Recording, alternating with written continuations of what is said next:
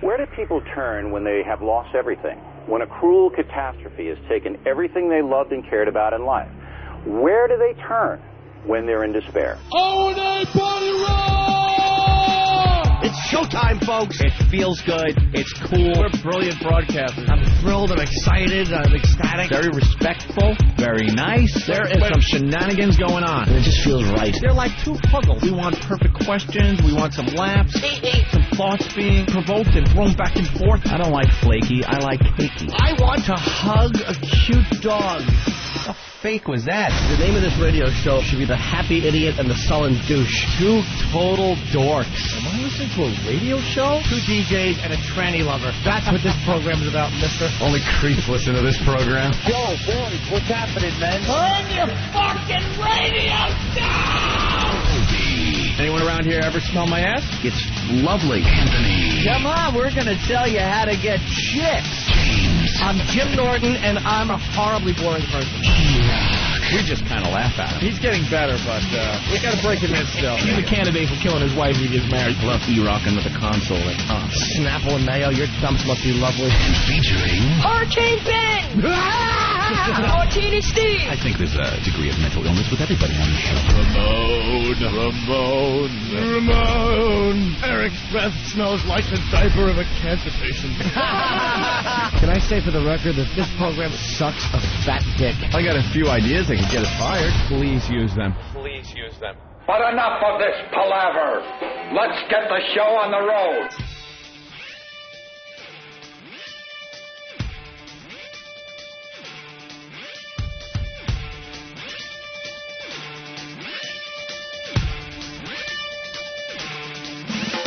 It's Friday! Friday! It's Friday! Hoo-hoo, Robin! Hoo-hoo, Robin! Hoo-hoo, hoo-hoo, Robin! Robin! Hoo-hoo, Robin! Right, Robin? Tell him, Fred! Tell him, Fred! I invented everything! Put a bandana on your car! Sirius sucks ass! You're a kid toucher!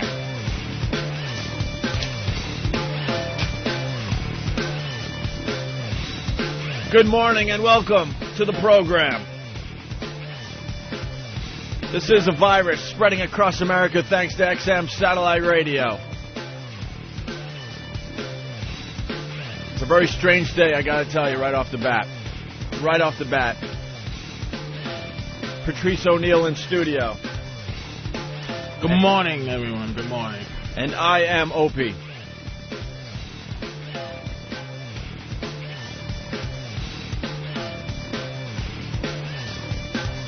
Man, I can't do this.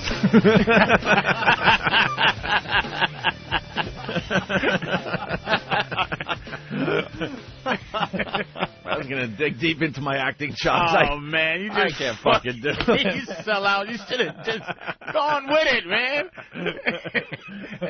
As he starts driving on the elbow of the road. I was going to do a whole thing, but I just can't do it to my pal Anthony. I was going to pretty much go on the air and say because of the assault on the media thing, Anthony got fired because they wanted to make a statement. And I would have to carry on by myself like the old days and rebuild from scratch like the old days. And Patrice O'Neill was going to be the new co-host, the new partner. Oh, man. You should have just rolled with it, man. I was trying to roll with it. But how funny would that be? I was going to try it, but then I'm like, who the fuck's going to buy my acting? If you had just like talked about how much did a retrospective of your relationship with Anthony, right, and then said he was people would have believed it. But I don't have the acting chops. We've been together for 15 years, dude. We've been together for 12 years, and wow, it's a very sad day. I don't know how to tell you guys this, but Anthony was fired because of the assault on the media thing. They kept me because my name came first, and they need someone to continue to push the buttons. And who the fuck's going to buy that shit? Cut. All right, now everybody take a break. And then the first calls. But, dude, they're still playing the Opie and Anthony opener. Well, we couldn't change it right away. Yeah, we just found out, and we didn't have time to change all that stuff yet. Don't worry, the show won't change much. Yeah. He couldn't go through. How the fuck can I roll with that shit? And everyone's giving me advice, like, no, man, you want Eric Logan on the phone to really, send it home there? But anyway, it's snowing like a motherfucker in New York City. Anthony left his house about, I would say almost 2 hours ago, Patrice O'Neill. Yeah. And I guess there was a little accident because people just don't know how to drive when it snows. And Anthony's been going about a mile an hour for the last hour. Yeah. Is he listening? How's that white entitlement nowadays? Huh, buddy? Should the snow stop for you to get here? How dare these flakes stop me from getting here on time? Who are you going to call? Logan? What's better is to have Anthony call from his car, because I've been in Anthony's car many, many times when this shit happens, and it's not fun. It is not fun. He's probably running right now. He pulled his car over to the side, told Poe to get it in Queens. I told Ben, I go, look, man, I've done radio by myself, and I'm not doing it by myself. I got Patrice O'Neill. But I'm telling you right now, I'll do like the first half hour, and then Anthony's going to call and go, you know what? Fuck it, I'm heading back to my house. And then we go into worst of mode. That's what we do today. Because I know Anthony. Right about now, he's ready to make that U-turn. And it's going to be an ugly U-turn. It's going to be on a sidewalk somewhere. Come on, People sweetie. are going to be jumping out of the way with their Christmas presents. He don't give a shit. Come on, sweetie. We need you, Anthony. Come on, get in, pumpkin. And he'll just head home. He'll head home. He won't even call and say that he's heading home. He'll just do it. And then we'll have to figure it out ourselves. Without further ado, my pal Anthony is on the line. My pal Anthony! Hi. If anyone even attempts to fuck with me today, they will die. I will fucking shoot somebody. He's not even kidding, man. Unbelievable.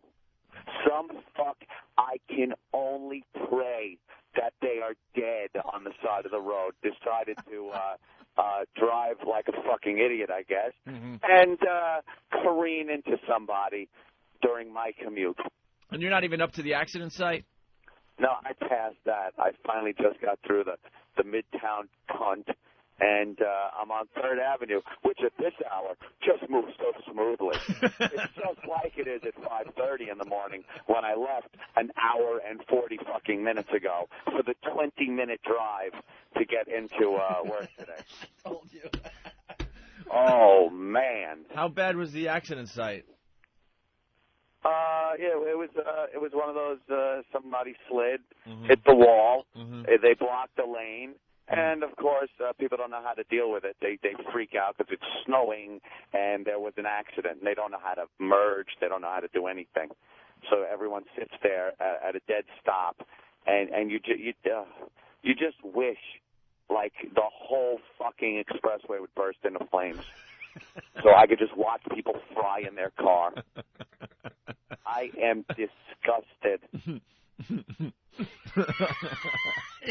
I'm laughing because I've seen this so many times sitting in that passenger seat. Oh, my God. How close did you get to, like, just, doing the U-turn, Anthony? Oh, now I'm just fucking going through red lights. I'm not even stopping for red lights, nothing. I'm beeping. People are trying to stop for red lights, but I get right on them and just beat my horn, get the fuck out of the way. How fast are you going now? Now it's 20. It's all you can do. It's fucking 3rd Avenue. You're 3rd and what? Cars in front of me. You're 3rd and what right now? 3rd and 49th. Oh, okay. Right now. You'll be here by 8 o'clock. Yeah. Tell me about it. Look at this cunt fucking faggot with his umbrella. You faggot! What, some guys outside with an umbrella? Oh, and they walk across the crosswalk like they have a business to be there. Yeah. Get out of my way. This was my worst fear last night when they said the snow was coming. I'm like, man, something's going to happen, Anthony. And then we're all going to have to suffer. You'll see, Patrice. Anthony's a happy-go-lucky guy usually, but don't fuck with his driving ever. People are going to pay today because of this. It snows and people don't know how to fucking do shit. Yeah. They can't drive. The pedestrians can't fucking walk in it. I can't tell you how many people right now are in the crosswalk when my light is green. Yeah. Oh, it's snowy. I have to take my time. I might slip. When this fucking grill hits you, you're going to slip about 100 yards down the street. Get out of my way. Anthony, what's your MO in terms of getting here? Do you go to the street that you need to go, up the avenue to the street, or you just cross over all the avenues to get to, you cross the streets to get to the avenue? Like, I would have came straight over to 6th Avenue and then come up to 57. You go up to 57 on 3rd and then go all the way across? Yeah. Yes, that's the way I go. Because you know something? In the wee little hours of the morning, I could do 60 on this fucking road. Yeah, it's nothing to drive here. Now it's just because the snow wasn't bad enough, but now I'm in regular rush hour traffic in the snow because I missed my window of opportunity. The key. That's the key, the window of opportunity. I was so telling who are you going to call? You think Eric Logan can... Who the fuck's in front? Hold on. Get the fuck out of my... Look at this asshole. No, I'm going. I'm fucking going. Everyone out of my way. That's it. I'm here, you fucking asshole. This is no bit, Fuck I'm telling you. You cock. Just listen. No bit. What are you doing? Did you look? Did you look in the fucking lane? Go fuck yourself, you terrorist. You fucking terrorist. Just let him go, man. Holy shit. That cocksucker makes the left. There's 2 lanes on 57th, right? So you can turn 2 lanes off of 3rd and make 2 turning lanes onto 57th as long as you stay either in the left lane or the right lane, right? Sure. I'm turning into the right lane. What does this guy do? Goes from the left lane, doesn't even look, and swings over into the right and almost hits me because the road's his. Fucking Habib motherfucker. Oh my God. I cannot deal with this. What time is it? It's quarter after? Yeah, quarter after. When do the bars open? Are they open? We got some beers here from yesterday's show. Holy shit. I was telling Patrice O'Neill as we sat down to do the show. By the way, out of habit, your microphone's on in studio. It's on. I guess I could turn it off for a while. Yeah. Fucking out of habit, it's just on. It's just all Anthony shits here is fucking soda pop water and his fucking your wacky horn and your inappropriate bell and bag of cream cheese, and your club soda and your stupid bagels waiting for you, pal. But I was telling Patrice O'Neill all the horror stories that I've witnessed driving with Anthony. I was telling you about the time you went down a one-way backwards going 30 or 40 miles an hour because you had to do it fast before the traffic caught up with you, and they were coming fast, obviously. Technically, I was pointing in the proper direction. Yeah, he was pointing in the proper direction, but he was going the wrong way. I was going in reverse. Right. So, technically, I figured, that would hold up in court. And the best is when you just jump the sidewalk. People ask me from time to time, when you guys talk about Anthony jumping the sidewalk, is that really true or is that a radio bit? No. I've seen Anthony hit the sidewalk where people have to scatter. If it's open, I'll take it. Because he has to get around people. So I'm a busy man. That's right. I'm still so wound up at that motherfucker. He just comes over.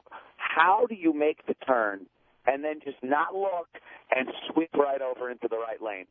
Like no one's fucking there. Oof. And it was one of those black cars. Yeah. Those taxi and limousine fucking, I swear to you, I cannot giggle enough when I read that one of those cocksuckers have been shot and robbed and are dead. I don't laugh enough because they're all fuckwads who just deserve to die. They are worse than cabbies. People have to understand that in New York City. There's so many cabs, and they do some crazy things. But the thing with the cabbies, if you get aggressive with them in New York City, they'll back off because if they got any damage to their cab, they're pretty much fucked. Yeah. Okay? But those limo guys, the black, what are they called, the black ones? The town cars, the black town cars. Yeah, they have a whole different set of rules because those guys are truly the great whites as far as traffic in New York City goes. Those guys don't give a shit on any level. And when you find out, that in Brooklyn he was found with a bullet in his head, Oh, I laugh and laugh and laugh like I heard the best joke ever. I haven't. Those motherfuckers. I haven't come across one of those guys that's a human being yet. No. I'm not even kidding. Not. They are the worst. Animals. Absolutely the worst. Where are you now, Anthony? Oh, my God. Just crossing over 5th. All right, you're about 3 blocks away now. 57th. Oh, that's not too bad. No, I just got to get through a couple more lights. Somebody is saying this is hilarious and we should tape this every day. We used to tape our commutes into work at the old job. And that it's not bad every day is what it is. Every day is a treat. It's fucking, at 5:30 in the morning on a dry day, this trip is nothing. That's what makes it so angering on days like this. I swear to you people, it's a 20-minute drive door to door. 20 minutes. Right now, I am working on an hour and 20 minutes. There's an hour I've spent in this vehicle longer than I should be. And it's just an hour of aggra-fucking-vation. How long was the snow delay? What was the snow delay in that hour and a half? The snow ain't shit. It's another one of these hyped-up nothings. Yeah, there's some snow on the road. And I guess some asshole couldn't handle it and hit something, and that's the problem. And then you get people that like they've never seen a fucking car that hit a divider before. They all got to slow down and stop. When I see brake lights come on in front of me and there's a space in front of him where he shouldn't be braking and he's only doing it to look, oh, does my horn go? Oh, do I give him a look? Oh, do I want to kill him? There's nothing to see. I could understand. Heads on the street, even I'm slowing down for heads on the street. Something big that you've never seen before. A couple of flashing fucking lights and a car. Are you a retard? I need a nap. That's all I need to say. I need a nap. I'm exhausted. Yeah. Just from listening to Anthony. I am exhausted. I was in a cab this morning. It's only 14, 15 blocks. The person in front of us was going maybe 4 miles an hour, and the roads were pretty much just slushy. It's just they don't know what to do. I think, again, the news gets everyone so fucked up. Yeah.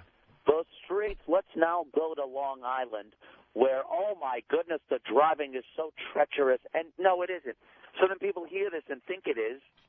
All right, where are you right now? I have just pulled up in front of the building, and Master Poe, I believe. Yeah, we're going to videotape this. We're videotaping you from above. Taking my vehicle. I don't know. Oh, I am disgusted. Hey, who's Beamer? Yeah, Master Poe bought a Beamer.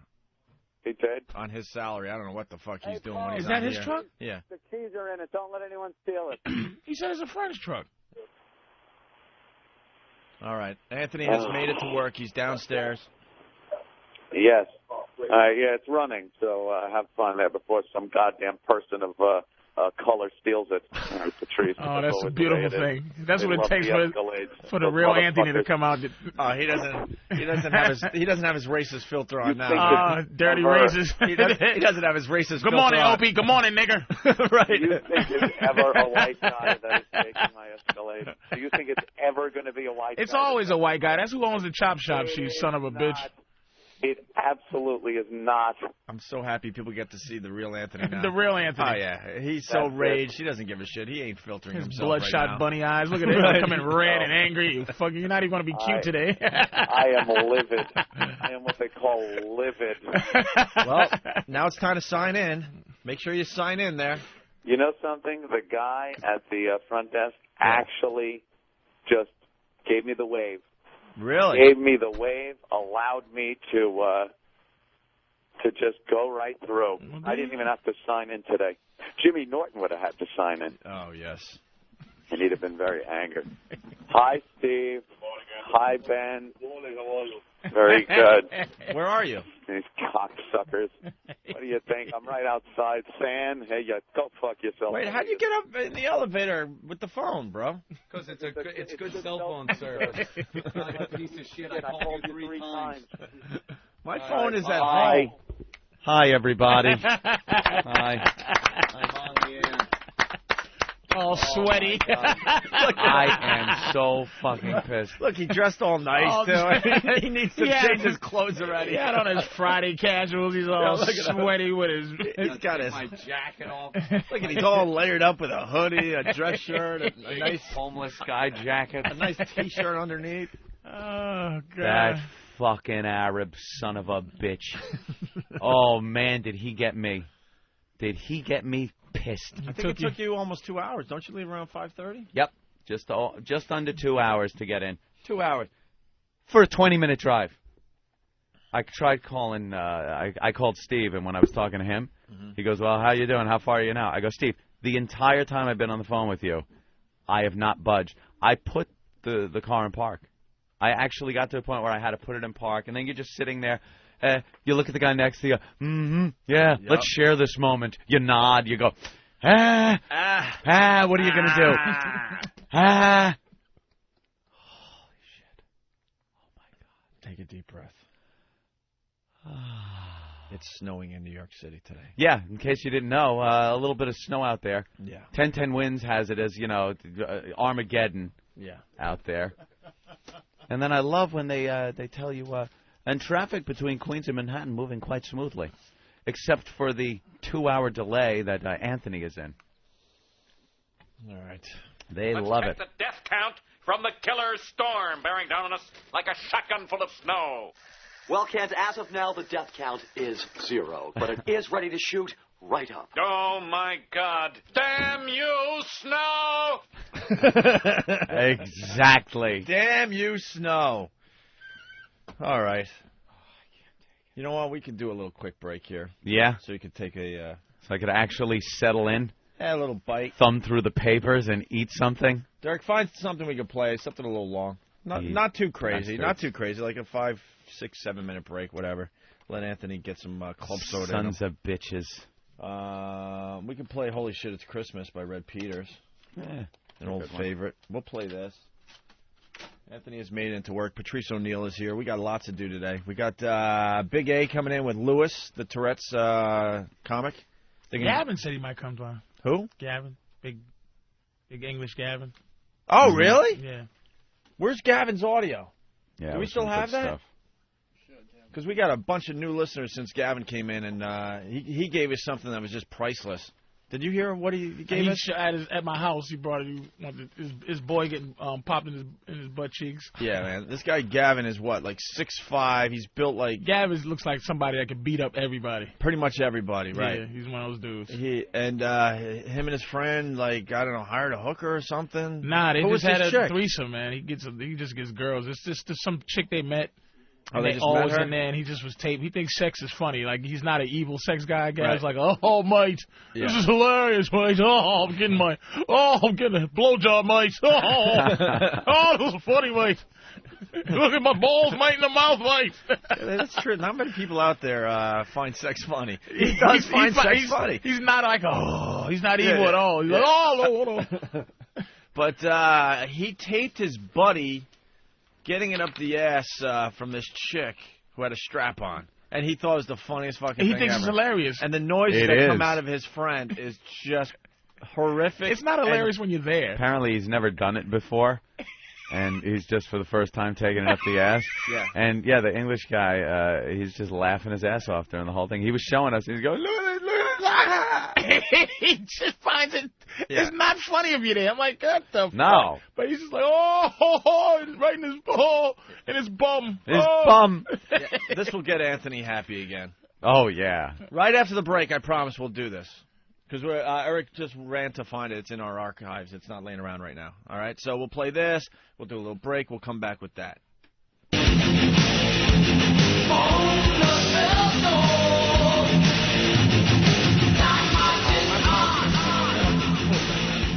This is the Opie and Anthony program on XM Satellite Radio.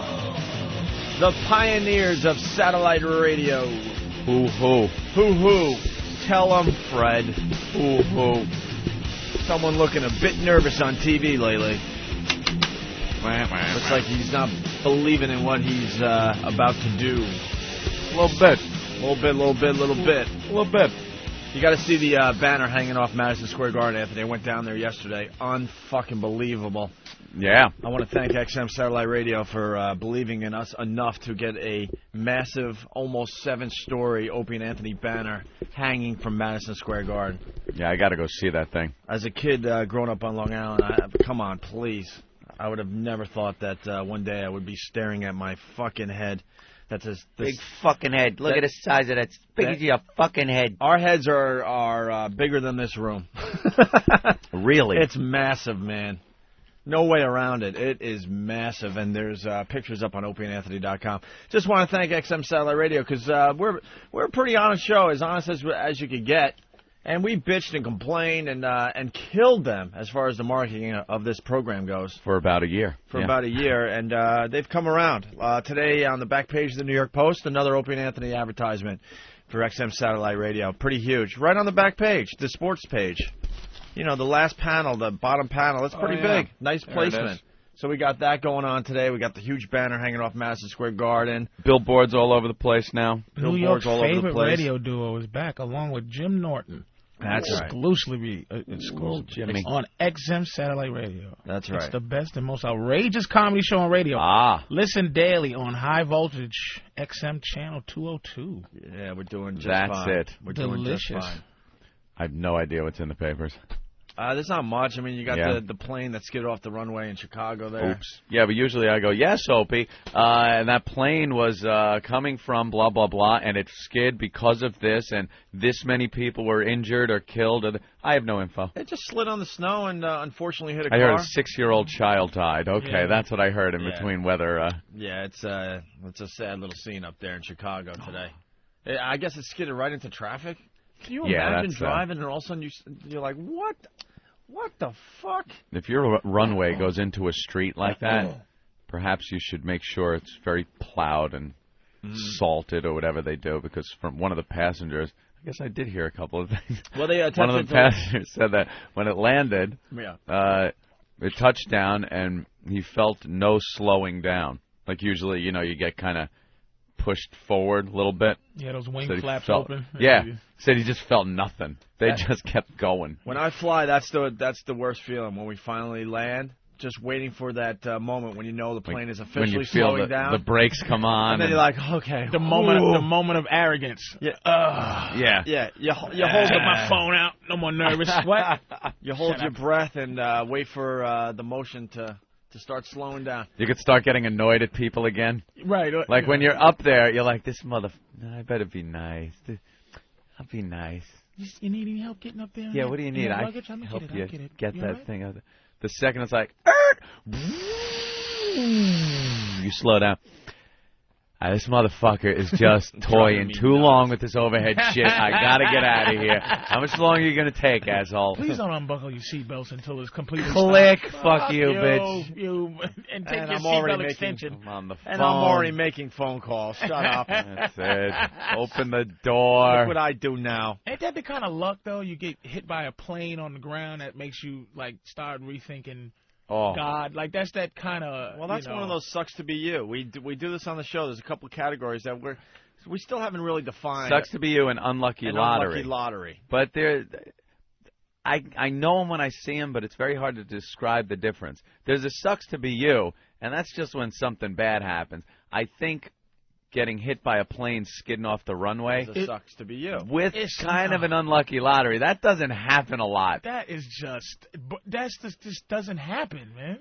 But also unlucky lottery is the biggest unlucky lottery is when you hear people driving on the Taconic here in New York, or one of those highways that have been carved through the rocks. They've been there for years, and a boulder that was perched on a cliff that had probably seen dinosaurs. This thing was sitting there that long. Picks that moment that you are driving there to roll down and crush your family. That's unlucky lottery. Sucks to be you is something that happens. It might not be that out of the ordinary, but it just really sucks that it happened because it's such a twisted thing that happened. A man in Brooklyn gets attacked by an alligator. Yeah, there you go. Sucks to be you or unlucky lottery? That sucks to be you. I don't know. I don't think it's unlucky lottery. Someone had to bring the fucking alligator there. If the alligator was born from a clan of alligators that just happened to be in New York that they never knew about, that's kind of unlucky lottery. Somebody brought it up from Florida the week before. That's not that odd. When you read a story about a plane hitting a family in a car, they're probably on their way back from the mall. They're Christmas shopping. What are the odds? At that point, I go, why am I even bothering planning for my future? Why would you bother? That's some amazing bad luck. You can protect yourself, you can just protect yourself for many things that may happen to you in the future, but you can't protect yourself from something like that. There was a sheriff down south, I think. Yesterday I was reading about this, and this is horrible, unlucky lottery.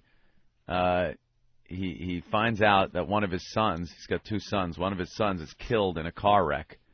And, that's bad enough. Guy goes there and hit a tree and killed his son. 2 minutes later, he gets a call. His other son, in a completely separate accident, hit something. The car burst into flames. He's dead. Loses both his kids in 2 separate accidents within minutes. That's nuts. And then he finds out that the first son that died hitting the tree was on the cell phone with him right exactly before the accident. So they think that him trying to put the cell phone away after he was talking to his father distracted him. So this guy's just, just use your service revolver and shoot yourself in the head because I don't think you get over that shit. Getting back to the Chicago thing, I guess the landing gear collapsed or something. Did it? And that's why they kept sliding along? Really? That's what I'm hearing. That's what you heard, or did you hear it was 7 inches of snow? Well, they didn't plow the runway. Well, they tried to land it in heavy snow too, which and wind. It's either the wheels fucked up or a lot of snow. I lived in Western New York. Check. I lived in Western New York for many years, and flying into Buffalo, you were scared shitless. You're like, that runway isn't plowed. What are they doing? Usually those are the best pilots, though. Any pilots that they have fly in the shitty areas. Like the Colorado pilots are the best pilots. Chicago pilots are supposed to be the best pilots. They're just like, it doesn't matter. Yeah, they just know. This is nothing, they just know how to fly in this mess. You know what I mean? Yeah. So, right. It's all real bad, like we said, until you get on the ground and everything's stopped, and then you're like, I guess that was nothing. And meanwhile, you don't know what's going on up front. I don't care about ground column. They could be like, holy shit, can you believe we fucking made it? See that last minute thing it did that we corrected? That could have just been fucking fireball cartwheel. Yeah. And you're like, oh, that was good. I'm going to be on time. I'll get my bags. You don't know how close. The Grim Reaper was like ready to tap you. Right there. It never fails. There is an asshole businessman on a plane that nothing affects. Oh, yeah. Nothing affects. That didn't affect. There was a guy on that plane that didn't even affect. I fly 260 days out of the year. I take some days off for Christmas and stuff. The guy just like he's on a plane all the time, been through it all, got the story. You tell about the time you had some bad turbulence, and he's like, we were inverted once, flying, I think it was 300 feet. The tail actually hit the ground. We landed, and I had some drinks with some business partners from IBM. Guy's always got some kind of fucking nightmare story. Yeah. You'd be dead just freaking out about it. And I'm sitting there, my left eye is starting to pop out of my face, and this motherfucker's still reading, and I'm just like, hey, look, cocksucker, you got to be scared so at least I can be. Yeah. Because if your punk ass ain't scared, I can't just sit there, and he's sitting there like, relax, fat boy. It's like, look. You shut up, I'm trying to draft an email here. Man, he's fucking cool. Planes fucking diving, jumping up, rolling over, and he's up in the overhead getting out some electronic thing to do his, I got to get this spreadsheet done before I get to the office. He's doing work. I think a certain amount of fear, like I think a certain amount of fear keeps the planes in the air. Like you can't have a whole plane full of arrogant people. You know what I mean? I just think arrogance just gets you. And that scares me. But ground karma, like sometimes some things you think you go, I have bad luck in certain things, but good luck in others. And I tend to believe I think flying makes me feel like I have luck flying. Like God is not going to just play me like this. Yeah. You give you diabetes, high blood pressure, bad career. It's like you're not going to kill me in a plane. Don't fuck me like this. Don't do this to me, man. Don't. Yeah. And I feel comfortable seeing old ex-Vietnam planes. Oh, man. When I see an old white man flying a plane, I feel a little. That's the pilot I want to see. Young black girls. There was a young black girl flying a plane one time, and I was like, look, I'm all for this I'm all for this thing we're doing in the world. Equal But look, opportunity. black bitch, you better get your ass, sit down next to me and get me a white man to fly this plane. I like when they walk in and they got the little briefcase and they just their hair is cut perfectly, like they raise it up the back and stuff, and they get in there and it's like, I'm your captain, Captain Collins. He's got like a nice name that goes with it. I walked onto a plane once and it was a kid. The kid was the pilot, and the co-pilot was an Asian woman with she had pink and blue hair, like she had dyed it, and I just looked at a hip Asian pilot. Yeah, yeah. I bet you was flying from like fucking Boston to Woburn. It was some kind of short hop. Some shitty flight. Some shitty flight that they get on. And I try to spin it in some positive way, like I'm like, well, the Asians are good with numbers. Perhaps she's navigating, and our course will be right on the money. I want somebody that was getting shot at when they flew. That's what I want. I want like a Gulf War veteran, the first Gulf War. I want an A-10 pilot. You want a from pilot the Gulf War. You want a pilot that barely looks sober. Yeah, he just sobered up in time to fly. In the shit. I like an untucked shirt. I like those. This guy had a few beers at the bar the night before, and he's just sober enough to fly the fucker. Been through every situation, any situation, plus getting shot at. Like any kind of shit he can encounter on a flight from fucking Phoenix to L.A., plus getting shot at. The next group of pilots is the Gulf War. Yeah, these guys. And then the Desert Storm and Gulf War. The next group of pilots. I still want Vietnam, but the next group will be. I've seen some Desert Storm pilots already. But they'll be black though. Yeah, those guys will be black. This group I don't want. I got I no don't want young problem black girls right now. with this black group. pilot. I'll tell you right now, I got no problem with a black military pilot. Vietnam, because it's no fucking Jamie Foxx stealth pilot where you never hear, God damn, I fucked him up. No one's ever talking fucking jive from the flight deck. No catchphrase pilot. Watch out. Still like, look out, we coming in, motherfucker. It's never that. Because the black pilots have been through more schooling and all that shit, just like the white pilots. And Ladies and gentlemen, your captain from the flight deck will be flying at an altitude. That door closes, you have no clue what color that guy is. Young black girl pilot, I could not get myself to be proud. You go ahead. I'm proud like when I'm not on the plane, but I'm like young black girl pilot. And they don't have that third motherfucker no more. He don't even exist. No, the navigator guy. There used to be like 5 guys in there to run shit. Fucking navigator, some guy with a compass and some fucking dividers and a map. Ensign somebody. It's like they don't have that motherfucker. Ensign somebody. Sits in a seat that flops down. Well, what's our flight plan? I'll be with you in a second. Now the plane fucking takes care of that shit by itself. Yeah, he's pulling charts out and shit. Doesn't have a computer screen. He's not having anymore. Got a ruler. He's 2 people up there. Right. Let's see my angle. Wind velocity. We've got to take that into consideration. It's getting a crosswind here, and all the time. No, I don't mind the black military pilots. The black female pilot, yeah. How they working that shit with them nails and shit. I can't hit the throttle, just how my hair did. My nails. Oh, damn. If you hear all damn over there, oh damn. What happened? What happened? It's all right, folks. This is Captain, this is Captain Shanika. Oh, no, you didn't. Is that altimeter? Is there a problem with that? Oh, no, you didn't. What the fuck can it mean? I know they didn't give me a faulty motherfucking altimeter. Again, they give me a fucked up plane. Think that ain't racism? Yeah. She said it over the shit. Oh, so y'all, wait, now listen, y'all. This is the captain. Huh? Yeah, believe it. Believe it, honey. They don't give me a fucked up altimeter. But don't worry about it, because they always give me a fucked up altimeter. I know how to work around this shit. I know how to work that shit, nigga. Shit. So don't y'all worry, white people. Meanwhile, everyone's petrified. I was sitting in that other seat just to fool you motherfuckers. I'm really flying in the plane. I'm the captain. Let's go to Randy in Columbus. Randy, what's up, buddy? Hey, guys, I was on a plane coming from Columbus, heavy snowstorm, and I was sitting on the left-hand side of the plane, and when we landed, I look out the window, and I could see the runway lights, a straight line.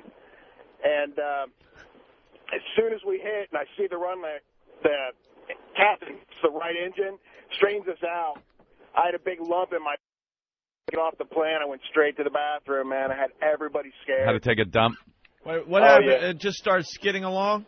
Yeah, it started, the back end of the plane just started fishtailing? To the left. Fuck that. Yeah, they have some kind of a crosswind or something. You come in sideways. I've seen them do that in heavy crosswinds where that plane is coming in sideways, and at the last minute, they know to straighten it out, put it on the ground. And it goes 300 miles an hour it's coming in at 400 miles an hour, and it takes off at 300 miles of those big jets. So it's serious. Even if it did something on the ground, it's some serious shit that's going to happen, man. Yeah.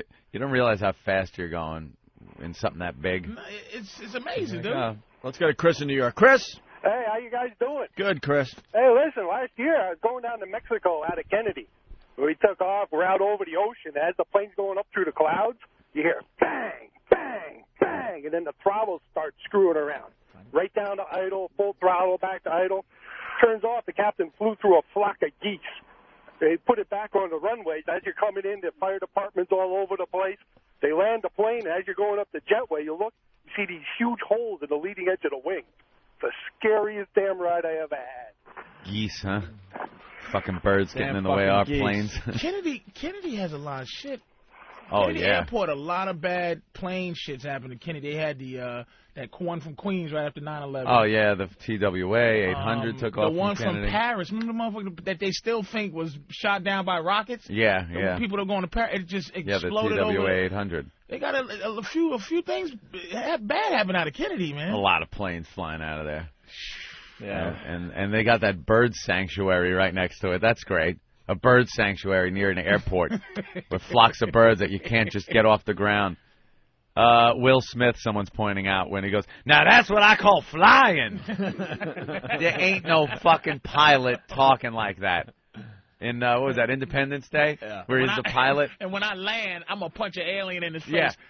I'm going to punch you in the face. That's one of those movies. It was the first however minutes until the aliens attacked was the greatest movie I've ever seen. Yeah. And after he punched the alien, like too much, what is that, suspended disbelief where you got to believe in, like. It went to shit. It's the best and the worst movie I've ever fucking seen. Yeah, at the beginning.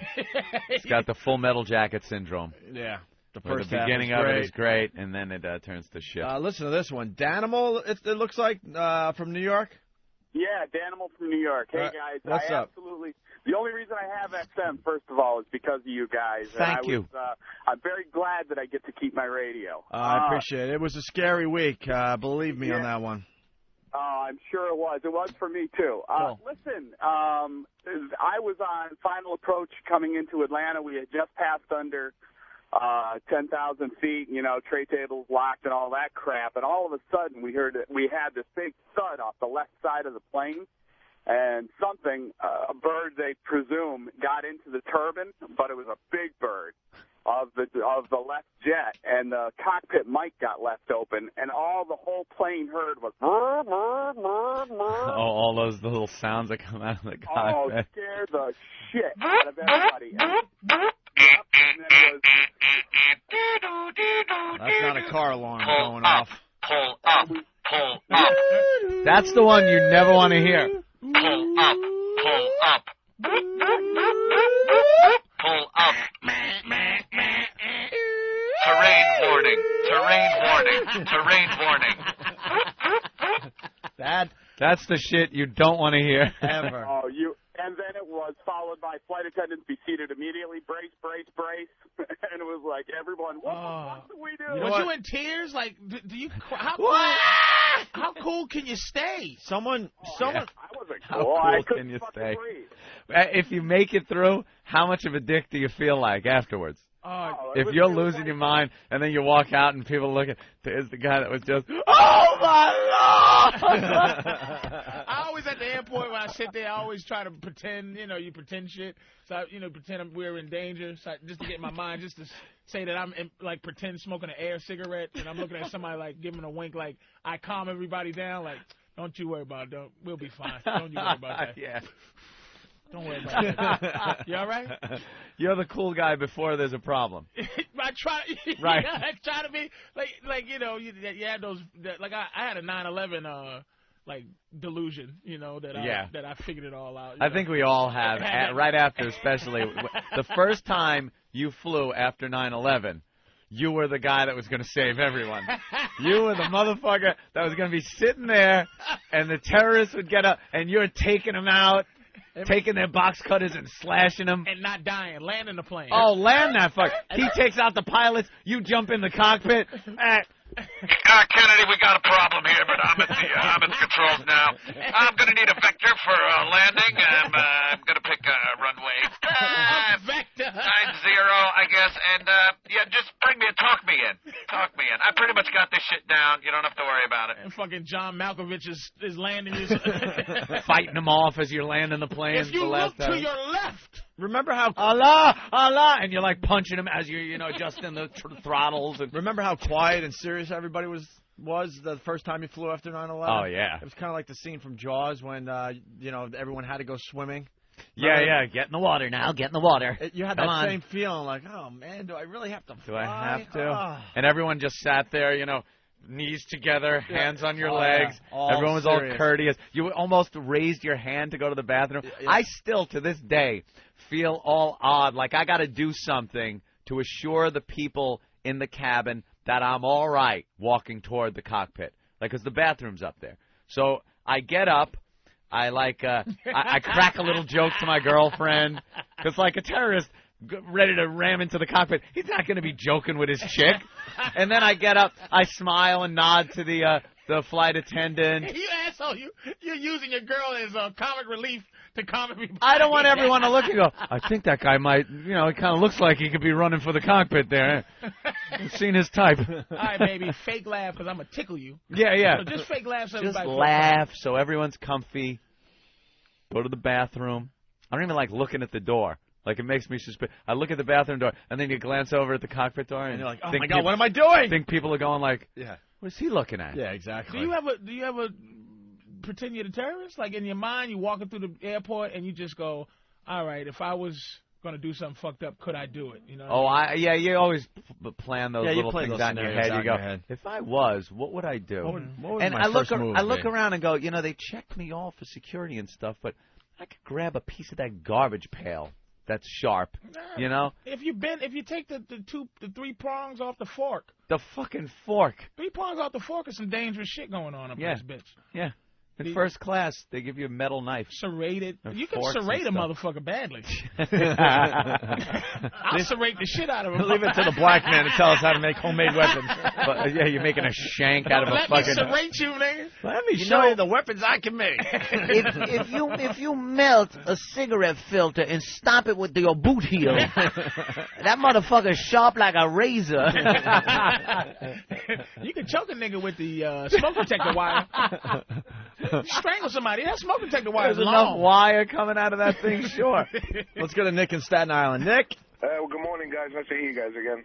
Thanks, Nick. What's up? Funny story. One time I was flying to Greece with Lufthansa, and when you're on a foreign flight, they say everything in the other language first. So there's a lot of noise on the plane, and you hear the pilot come in German, good, good. Ja, chicken. Everybody who knows German is, like, freaking out. And I'm sitting there like, what do you mean? What's going on? And then after a while, just someone had a heart attack, but everybody was shitting bricks who didn't know German. And you got to wait through the German before you hear it in English, so you're just freaking out. Yeah, German just sounds like it's an emergency anyway. It's never nice, if you're on a German flight, it's like a fucking Hitler speech at Nuremberg. And then you get on, and he was just saying, hey, if you look to the left, it's pointing out some place we invaded a few years ago. Very good. Hey, we got something to play. Speaking of the black pilot. Juden! Juden? And just the Jewish passengers get on the ground. They go, huh? What? Yeah. What was that? All right, we're going to play this as we go to break. Listen to this. Y'all be going on vacation? See, the thing is, if you about to be up out this biatch, check it. Peep Delta. We be flying all over this bitch. Let me ask you something. You finna raise up and get your travel on? From the interior to the exterior. You got to get your posterior in one of these big-ass planes. Dog, you lay in the cut straight sitting on your ass and getting your drink on and your snack on while we floss and fly this mofo all over this bitch. East Coast, West Coast, it don't matter. Nia, we'll get you to your hoe and back lickety-split. No Then you be back at your crib chilling with a flat spliff, thinking we was some crazy-ass angel. Hell, these fat, round, thick-ass vessels run up in the sky so deep, it be crying. Yeah, you thought it was rain. So bring a towel, because at Delta, it's laid out like that.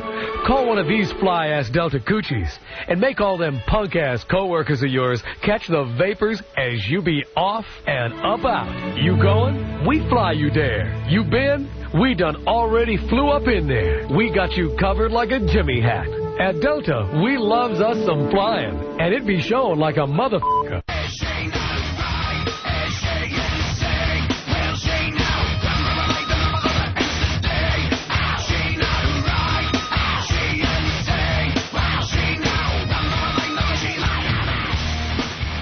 I've been doing subpar radio for the last 10 years. Well, we haven't. This is the Opie and Anthony program on XM Satellite Radio.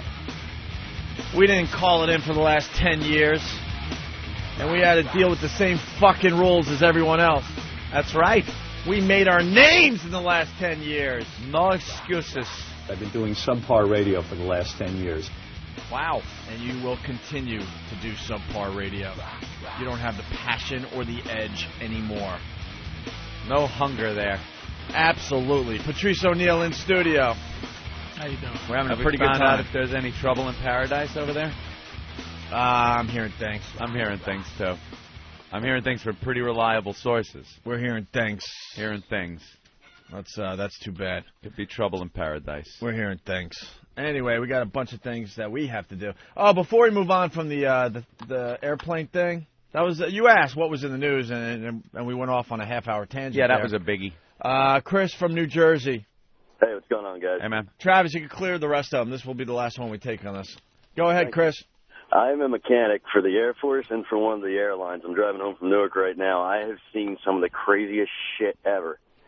Saw a fighter on takeoff hit a deer. Hit a deer? A deer ran out in front of the airplane as it was taking off, ingested the deer through the engine. What kind of plane? F-16. Oh, wow. Wait, let me ask you something, though. The plane was still able to fly? Obviously. Hell no. Huh? The guy punched out on the runway, and the plane went off the end of the runway. It was canned. Oh, okay. No, there was nothing left of that at all. That engine was all over the runway. Yeah. Wow. We had another one. We were landing somewhere. We had been given clearance to land. It was military installation overseas. Been given clearance to land. Some other son of a bitch had clearance to take off. Traffic controller fucked up. We're landing, and some guy's coming right at us taking off. Yeah, that's a dangerous situation.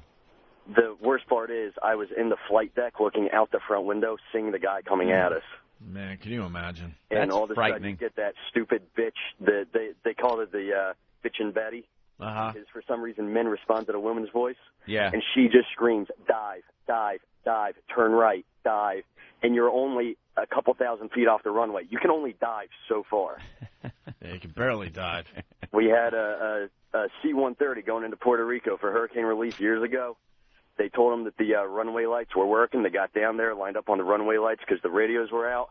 They got about 50 feet off the deck, and the flight engineer called out, "Oh, shit, those are street lamps."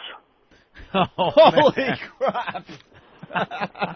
The entire airport had lost power in the time it took them to fly down there, and nobody told them. Oh, that's amazing. Well, thank you, Chris. Hey, thanks, guys. Take it easy. All right, let's go to Florida. Say hi to Eric. Yeah. Eric, how warm is it today? It's a nice 82 degrees, sir. Well, I'm looking out the window here in New York City, and it's snowing like a motherfucker. Yeah, I was going to tell you guys you need to come down here in January. Have a nice little week. Well, no one seems to be getting back to us on that. No one's taking us seriously. We wanted to take the whole month of January and go somewhere warm. February's fine. Or February. Let's take February. Let's get the fuck out of here. We're trying, but they haven't come back with us with any really good ideas. So, Don? I got Rich Voss on the radio down Logan? here. Those two guys that dissed Ari Spears. oh, okay. Let's hear Hold on Rich a second. Voss for a second. Rich Voss doing another radio show today. Wait, you talking about in the Atlantis? I'm gonna tell you a story. I worked the Atlantis last year, and I took my daughters. Right, it's a beautiful place, and they didn't have coffee in the room though. They don't have coffee. And I have to get up and have coffee. Yeah, I got you. I have to have, and I don't want to deal with waiting for housekeeping and all that. I just want to make it and have it. Right. So at the club, they had instant coffee. Can you tell this on So our I show? brought it back to my room. I brought some powdered milk and some sweet and low, and I had my steamer with me where I steam clothes. It boils water in it. You are quite a traveler. I would boil the water in the steamer and I felt like I was in prison. Like my daughter would go to grab the coffee, and I would shank her with a toothbrush that I filed down. Get off the coffee. You're on your own. I think he's smart enough the place is to beautiful. shut off his cell phone. Oh, yeah, we took 600 Are we listeners. calling him right now? Yeah, call him. And we got a tour of the Bridge Suite. And I've been working this guy, John Kirk, and working. This guy's kissing his ass, bro. Wait, It's put on it right back. now? Put it back. Yeah, we're in the middle of listening. That are high roller casino players. Yes. That are like, Can man, you I got call him? Atlanta. I can't get in the Bridge Suite. Call him. I'm going to get there. Like they're throwing names like Michael Jordan at me. I'll get Jordan. Jordan calls. He wins everything hands down. Is that like $25,000 a night or something? $25,000 a night. Yeah. Wow. Now, who's on this? That's your cell phone there. Who's the most famous person on your cell phone? Right now, who's the most famous on my cell phone? Chris Rock. How do you know Chris? Interactive radio, man. I remember that. I wrote for the Oscars. Hey, it's 8:13. Go ahead. Take your call. No, it's another radio station. It's me. It's me. Oh, locally? Take it. Around the country. They're national. Good friends of mine. Oh, yeah? Yeah. Oh, syndicated. O&A, so they'll probably call them to start trouble. Ari Spears fiasco. So why would they hate you? Because when we had the fight with Ari Spears. Yeah. Then he went on their show and they started sucking up to his ass. No, they didn't. I was sitting there that day. We heard Tesla. I get people calling us saying that they call us wusses because we called security on the guy and all this other stuff. I don't want to fight the guy. We did. Well, I wouldn't want to fight him either, but I don't think they were sucking up to him. I was in the studio the day when Opie broke the glass. Oh, I don't know about that. He was there. Aries was trash. Did you hear the fight we had with Aries? Ari Spears definitely came off as the guy that was right in this. Oh, yeah. Oh, really? Because he said, come back here, boy. Because they didn't hear what happened. It was awful. You come in here. How relaxed are we? Yeah, it's very relaxed. Tell O&A to get off our back. We're nice guys. These are fellow broadcasters, and stick up for us, I think they would, especially if they hate like Gary Spears. You're not even in our league, you fellow assholes. broadcasters. You're not fellow broadcasters. Anthony and I don't hang out with fellow broadcasters. I hate fellow broadcasters. We hang out with Ron and Fez. Well, I'm not going to try to attack Harry. I don't care about that. Fellow broadcasters. I mean, I'm not saying wrong against him because I don't want to get beat up. I got a bad back. I got a horrible back. No one needs to get their ass beat. I just got in a car accident the other day. All right. Oh, someone smashed my car. All right, we'll let him be. That's funny shit. No, it's another radio show. He probably saw Patrice come up, knows you're here. God, is that funny shit, man? Oh, the fear. That little fucking twerp. Nah, no, it's another radio Eric, show. thank you. That was cool. All right, man. All right. You on another show while he's on our... Well, you guys told me to do it. Hey, Rich. Yeah. I'm explaining. What's up, Rich? Who's this? It's Opie, You doing man. a show? What's going on? What's going We on were with just you? listening to you. Are you listening to me? Yeah. I've been pretty funny, haven't I? Not really. We've heard all these. I thought it was. No, I'll tell you why not really, because we've heard all these stories, Rich. Yeah, but here's the thing. All comics, when they travel around the country, do you think they tell a different story in every radio station? You dummies. Of course they're the same stories, but they're new stories in Florida, okay? And they're They might be just as awful for the Florida audience. You know what he just did? It's like he's he's like a magician, right? Who just showed everybody the saw the lady and half trick, right? It's like we all don't want to come off like a same story hack, you fucking asshole. Yeah, you don't tell everyone that you tell the same stories in every What a city. dick. You just do it and make believe you're brilliant and the story's coming from the top of your head. What a novice. First of all, why shouldn't I tell them? You just told them. Oh, you've shanked your daughter like 80 times already. You know? Enough. Girl Scout cookies, she's 46, boss. Hey, you know what radio I'm doing? Yeah, we know. They're trying to say they're fellow broadcasters. They're not our fellow broadcasters. First of all, they're a one-market sensation, and they came across like pussies with Ari Spears. What happened there? Yeah. Exactly. What happened there? I believe exactly. There's our fellow broadcasters. Was that on mic, you think? Yeah, it was. A little taste of reality. Those fuckers can't handle this shit. Somebody took a gulp and then let's make a decision here. We won't do it. Anyone that calls themselves fellow broadcasters is somebody we don't want to deal with on any level. Broadcaster. They should have stuck up for us. We're their fellow broadcasters. Do you think they put that on, like, where you have to put your job description somewhere, and it says broadcaster? I've never called myself a broadcaster. No, never. You're right. I don't even know what to write there a lot of times. I just write, I'm an asshole for 4 hours. When they ask for, like, job description on all those dumb forms we have to fill out here and there, I always What do you write? Like radio personality. I never don't even write there. I never write broadcaster. You know what I write? I write on air. I just put on air. One time I did write professional asshole. Yeah, professional asshole. I'm a dick for 4 hours. There you go. There's some guys that can't really handle the reality of a situation. We just put Rich Voss in a horrendous situation, I think. Which is just so much fun. He hung up that fucking phone. Oh, click. Well, if you've been listening to our show for the last year, you know what that was about. That's another little soap opera storyline that continues. You know, you can't be all tough, and then when the going gets rough in your studio, you call security. Unless you think the guy's running out of the studio to get a gun. Hey, if it's Bernie Getz, who had shot 4 people in the past, and you piss him off, and he runs out to his carry-on little bag that he brought with him, right? Then I could see security coming in. Of course, because we had no idea what he was going for. And you know what? I think it was an instinct, and I think he, back in the day, used to carry a gun all the time. Yeah. And he went back to that place, and he ran back to get his gun. And then realized, shit, I can't walk around the city with a gun anymore. These fuckers. All right. Well, that was fun. That came out of nowhere. We should listen into some radio stations today. It's been a while. We haven't had a really good guest on the show in a while. Well, there's got to be a local show having a pretty cool guest on. I guess Voss is trying to get his paybacks on the air. Oh, really? Let's go to Eric in Miami. Eric. Hey, it's me again, bro. I just went to a commercial, but Patrice, yeah, Voss just called you a fat black monkey on the radio, brother. He ain't got no choice. Hey, were we on the radio with those guys? Yeah, they before they went to commercial, they're talking about you, bro. You kept on talking about it. They were scared to put you on. Yeah. Because they said, you guys, they say bad words on there. Yeah, we can curse. Yeah, that's the reason they didn't put us on their show. Voss is the worst. I would so call them out personally, no problem.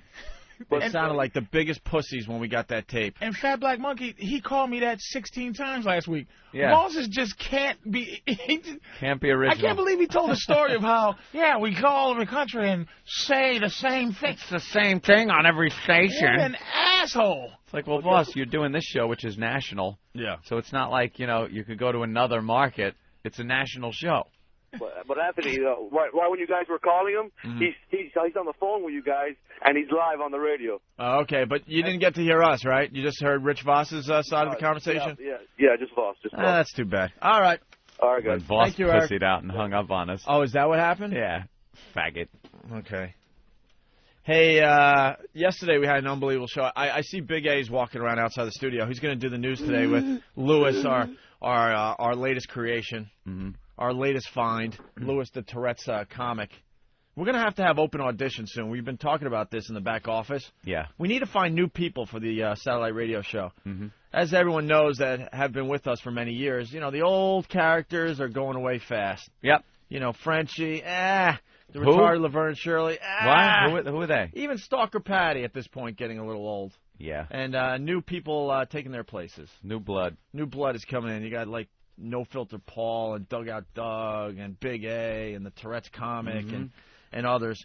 Coming soon to the Opie and Anthony program, we'll have open auditions. One day, you just show up at the station if you think you could be one of our new characters. Tell us your story. Right. If you've got any talents, you could show them. Things like that. Right. And we'll say, get the fuck out. Right. Well, yesterday we found half a Hulk face. Half a Hulk face. I listened to the replay of that. I was just laughing at the whole half a Hulk face concept. The guy, like how he was kind of angry. just moderately upset Hulk face. Moderately upset Hulk face. A little road rage face. Damn. That part of the show where it goes dun dun dun dun. Well, the pictures of half a Hulk face are up on the website. It's opieandanthony.com. Mm-hmm. You got to see his face for yourself. It's unbelievable. Oh, God. And a lot of stuff up there, whatever. You know what a new fun thing to do is? I guess they're interviewing interns around here. Okay. A lot of intern interviews going on. So when I leave, I open the door, the airlock of security that we have by post office over there. I open up the first door, and that's where the little bench seat is that they sit and fill their paperwork out. So I open the door up, and believe me, I am a very humble guy. I don't ever consider myself in the realm of a celebrity. Come in here for 4 hours and we joke around and stuff.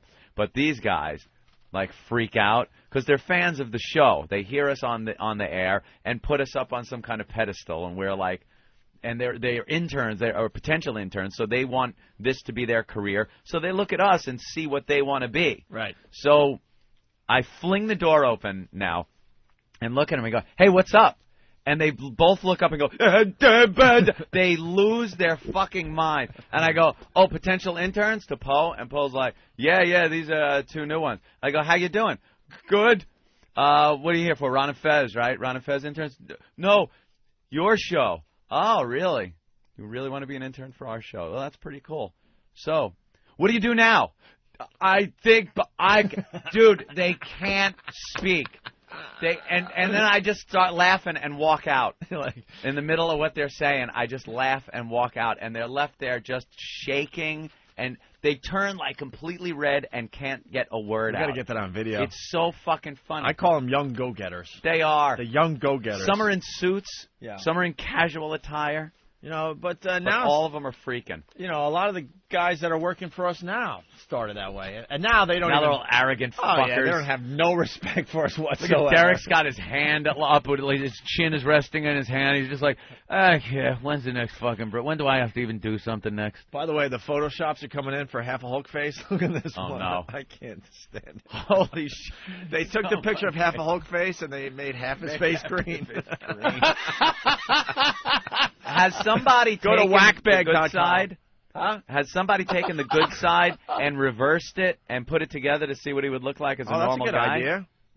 That's a very good idea. Yeah, do that. That's easy. Yeah, I feel bad for this guy, though. And man. do the same thing. Take the bad side, double it, and see what he would look like if both sides were fucked up. If he was full Hulk. That would be a great thing to do if you're one of these Photoshop guys. You go to whackbag.com, WACKbag.com, and it's my favorite thing now to do after the show is go to Photoshop and see what they're Photoshopping. Very talented. Now they're doing it with video, too. The videos They're are putting very us funny. in videos. Very funny. Adding new dialogue. Yeah, they made a video game. Did you play that yet? No. Anthony's Home Invasion game. Oh, really? It's hysterical. It's different levels. It's got me, and the first one, I'm in the house, and they use this program called The Movies, I guess. The new video game that's out there that you're able, I guess the gist of the game is you're able to make a movie. Oh, that's the Sims thing. It's kind of like the Sims, but it's more for PlayStation. Yeah, you could it's getting really good reviews. make characters, sets, and things like that. You start by making like a silent movie or something, and Yeah, by you the build end of the yourself game, up to be a movie it mogul. could be a huge action adventure or whatever. Yeah. One of the things you can do is make actors and characters that look like people. So this guy made someone that looks like me. He made my girlfriend and my house. Well, he doesn't know what it looks like, but he made a big, nice house and everything. And walking around with a shotgun, and he has dialogue, you know, like, oh, what's that outside? Oh, no, I think the Schwoogies are coming to my house. And its first weapon is a rapier. And I have to fight them off with a sword. And you get through that level, you get a score, and the next one's a pistol, and then the shotgun comes out, and then the AR-15 That's very cool. comes out in various different ethnic groups like Mexicans. Yeah, they attack my girlfriend in the kitchen, and I have to come in with the shotgun and start. Oh, man. It's just hysterical what they're doing on Whackbag. Very good. So, yeah, go to whackbag.com and see what they're doing with the Photoshop stuff. All right. We found the audio of Gavin. He might come in today? He might, yeah. He should. Well, it's snowing, but he said he would. Our original copy got lost, so we got to play it from the time we played it on the radio, I guess. If he's not here when he says he's going to be, he's not coming.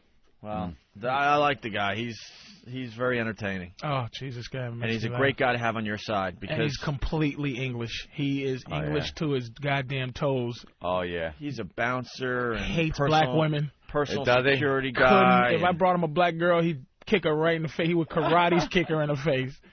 He likes little baby white girls. He won't touch a black girl. Come on, guy. That's why we hang out so well. We don't interfere with each other. There's no cock blocking. But the thing is, he hates black girls so much he doesn't help me get put. Like I go, right. Just talk to her friend for a second. Mate, nope. Can't talk to her. She's a dusty mophead. I said, Gav, help me. Mate, talk to them both. Sorry. Can't help you out here. Shit. Wow, I'm looking at the video of the Anthony home invasion game. Yeah. Instructions. Okay, you ass cunt. Point, aim, and click. That's all you have to do. If I have to say it again, you're banned. And here's 8 p.m., 3 hours past Anthony's bedtime. A scene, Anthony, I guess, getting home. It looks kind of like you, Anthony. Yeah, I know. And his girl have just returned Walking from up a to the fancy house. restaurant, but little do they know. The video looks pretty cool. This is on Whackback to check out or opieandanthony.com. That's Great from that Neck is a movie. little darker than normal tonight. They are now entering the home. Woo, back in time for the Hitler Fest on the History Channel. Yeah. They're showing your kitchen, I guess. I sit on the couch and I start watching a Hitler show on the History Channel. And it really looks like you I in a know. way. We're sorry to interrupt Hitler, the man, the legend, but there is breaking news out of Great Neck, New York. Apparently, home invasions have risen sharply. Be on the lookout. And now there's a guy behind the couch. Look behind the couch. Or any lesser races while you are in some hip-hop guy. Hip-hop guy is looking at you. He's all dressed in hip-hop attire. As you're on the couch watching TV. But and it's now he Puerto attacks Ricans. you. People just fucking kill me, man. Now he attacks you. And now there's Anthony on the floor screaming bloody murder. Here's level 1. The invasion begins. Your weapon for this level is the rapier. Now I have to fight them off. Right. With rapiers. Oh, okay. And now here's kill the Schwoogies. Oh. And there's the Hack 'em hip-hop up. Schwoogie, and now you hack them up. Now you hack them up with the rapier. And, all right, you've killed 2 Schwoogies so far, right? How many do you have to kill to go on to the next level? 10. 10? All right, all different types of Gotta go Schwoogie. 10. It's in my living room In right Anthony's there. living room, there's one with a basketball. There's another one with a basketball. And you got to hit him in the head. Got to hit him in the You head get a with the better rapier. score if you get him in the head. All right, you're up to what? Let's see, and that's it. Congratulations, you have I've defended successfully the living defended the living room. Defended? You didn't even give him a chance to leave in the They game. were There's not attacking even a me. door in the game for them to leave that goes, look, sir, I don't want to get chopped with a napier. Can I just leave? They're in the house. And now we move on to the next level. Take that, you ass cunts. There's Anthony. And don't ever come to Great Neck again, as they show. Oh, look how he made the eyes beautiful. I was blinking. Let me take a look Blink, outside blink. and see if there are any others. So Anthony's now walking outside. Nope, looks like we're all clear. It's bizarre how much this guy looks like you. I know. In the They video. did a great job. I could play my new game, Seriously Kicking Howie's Ass. Yeah, this is a video game, Here it like is. game within a game. Take that, Baba Booey. Now Anthony's at his computer playing the Kick Howard Stern ass game. Who's that, Fred? Fred, you ain't doing shit. This is the. Does that look anything like your house? Yes, already died of a heart no. attack. Now on to Hoo himself. So now you're playing the video game within a video game. Wow, man, someone really took the time. Put a lot of work. Bonus level, Ant plays his computer game. Your weapon for this level is The 9mm. 9mm. Nice. Here we go. And now the object of this one is to shoot the Howies. Hoo. Right. There it is. That come out. Oh, my God. Someone spent a A lot lot of time on Howies this. coming out. Now you're shooting Howies that are appearing on the screen from all angles. How many Howies do you have to kill? I don't know. Quite a few. Quite a few. We'll try it out. It's on. Congratulations, you have a 5. They went by too fast. Okay. And it continues. How far does this game go? Oh, it goes pretty far. There's like 4 more levels. And where do you or get to something this? OpieandAnthony.com? We'll put it up now. Put it up Yeah, now on definitely put it up. OpieandAnthony.com. You can play the game and see what high score you get. Very funny. I really think that this radio show can be turned into a video game with all the craziness and the storylines that happen on this show. And that guy put that together. I would love to get a gaming company that is dead serious about making a real game. Yeah. Could you imagine how many we could sell? if it's done right. You know? Definitely. Because they're already starting to make their primitive video games online for the show. So, all right, they've pieced together a picture in Photoshop of the guy with the two halves of his face put together. Yeah. Oh. It's a quickie. Cigars and Scotch. I know he's pretty good, so I know he can do better. He should have cloned a little over the lip area to make it a little more natural looking. But, Jesus, I don't know what's freakier. Yeah, it's like... He kind of looks a little weird. Take a look. That's... Oh, it's not that bad. Well, yeah, it's like considering... he looks like now he looks like a weirdo, as opposed to... Looks like he could at least get laid in that shot. Yeah, you know what I mean? Just above buying a hooker. Right. All right. What? It's up already? The home invasion game is now up on opieandanthony.com. Okay. There you go. Play a few rounds. So check it out. Fun. Tell us what you think. Okay, we got the Gavin audio. Getting back to Gavin. Is he taller than you, Patrice? Yeah, Gavin's about 6'6". 6'6"? I'm 6'4", but he just looks... There's not an ounce of fat on this guy. He's just a animal. I met him through... I had an ex-girlfriend from England. You know, I used to go to this girl in England, and I met him through that. You know, I'm a big dude, so every time I meet somebody, I think they're gonna be smaller than me. So I always feel a little. I met him, and I'm trying not to be scared and intimidated, but I'm trying to be cool too. Hey man, how you doing? How you doing? I'm not impressed by what a gigantic head you got. You huge mass of a man you are. Light skin. He's the type of guy that'll just laugh the whole time he just beats the shit out of you. He's one of those dudes, man. He's not a violent guy. Played rugby, professional rugby player. Of course he did. Scarred up and just doesn't care. You know what he looks like? He looks like one of those guys that would give you the first punch, and you punch him as hard as he could in the mouth, and he would just take his knuckle and kind of rub his lip and go, all right, now it's my turn. You're done, mate. You're done? Because now it's my turn. And you just wouldn't remember. Ring, ding, ding, ding, ding, ding, ding, ding, ding, Christmas music. He's a formidable-looking dude, man. Which way is north? See, that Christmas bit doesn't work because now we're near Christmas. Now it's Christmas. Now it has to be like some You'll hear fireworks? Some kind of Beach Boys song. 4th of July? Yeah. Oh, wait, here's Beach Boy. Rich Voss is back. He's not happy. Rich! Uh-oh. Oh, God. You know what you guys are? Huh. You guys are like, I'm like Michael Douglas, and you're like the Eric Douglas. You just, everywhere I go, everything I touch. Hey, we like testing you, though, man. You were in a bad spot, and you still stood up for your pals, Opie and Anthony. Did you notice that? And Patrice, saying how funny Patrice is. You called me a black ape, you piece of dog. I never said that. I didn't say. I said I called you an airbag. I didn't call you a black ape. Airbag. Dude, I didn't know if I could get away with it. We were giving those guys a taste of reality, and they didn't hear what we were saying to you. And obviously, you panicked and just hung up on us. Well, because it was 2 up, but did I stick up? You notice I go still O&A are number one. Yeah. I still, no matter where I go, and now that I burnt another bridge, first with Elliot, now with them. Hey, can I give you my road schedule and give you every radio station I'm on? Yeah, that'd be cool. Nah, we like our pests just finding out that you're somewhere and they just call in on their own. It's they great. rat you out, man. We our had pests rat you out. Honest to God, you did the show with us Monday. I forgot you were going to Miami. You're going to be at the Improv all weekend with your lovely wife there, Bonnie McFarlane.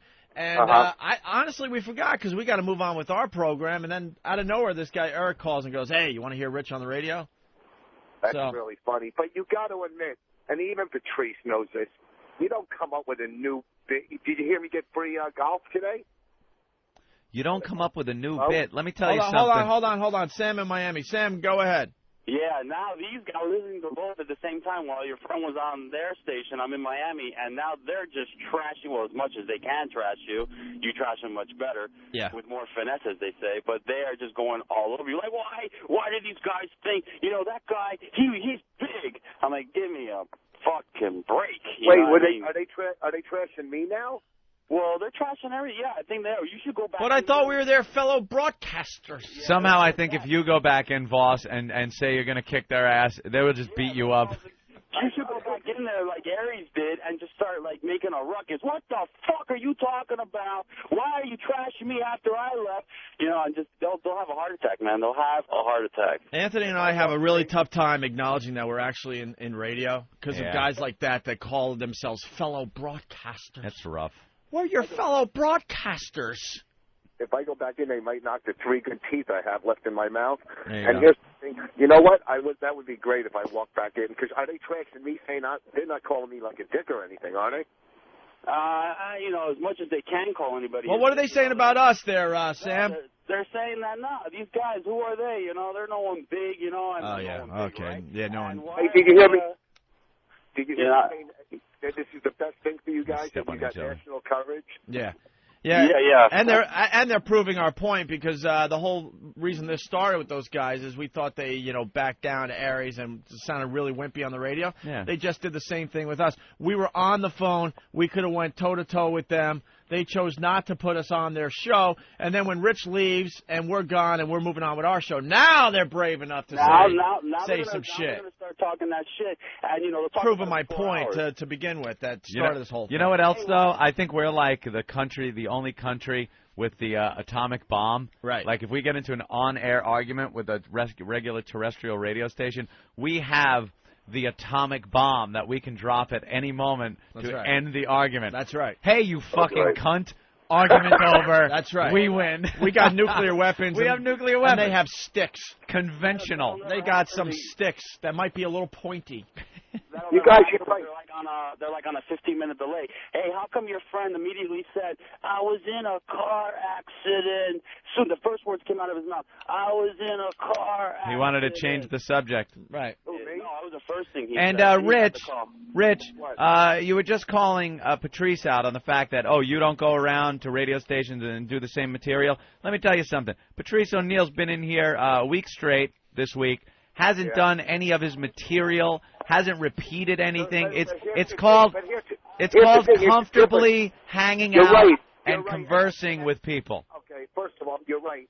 And that's how you. No, I'm going to protect Rich Voss on this. Yeah. I'll tell you why. Because we have a much different environment than these dumb radio shows across America.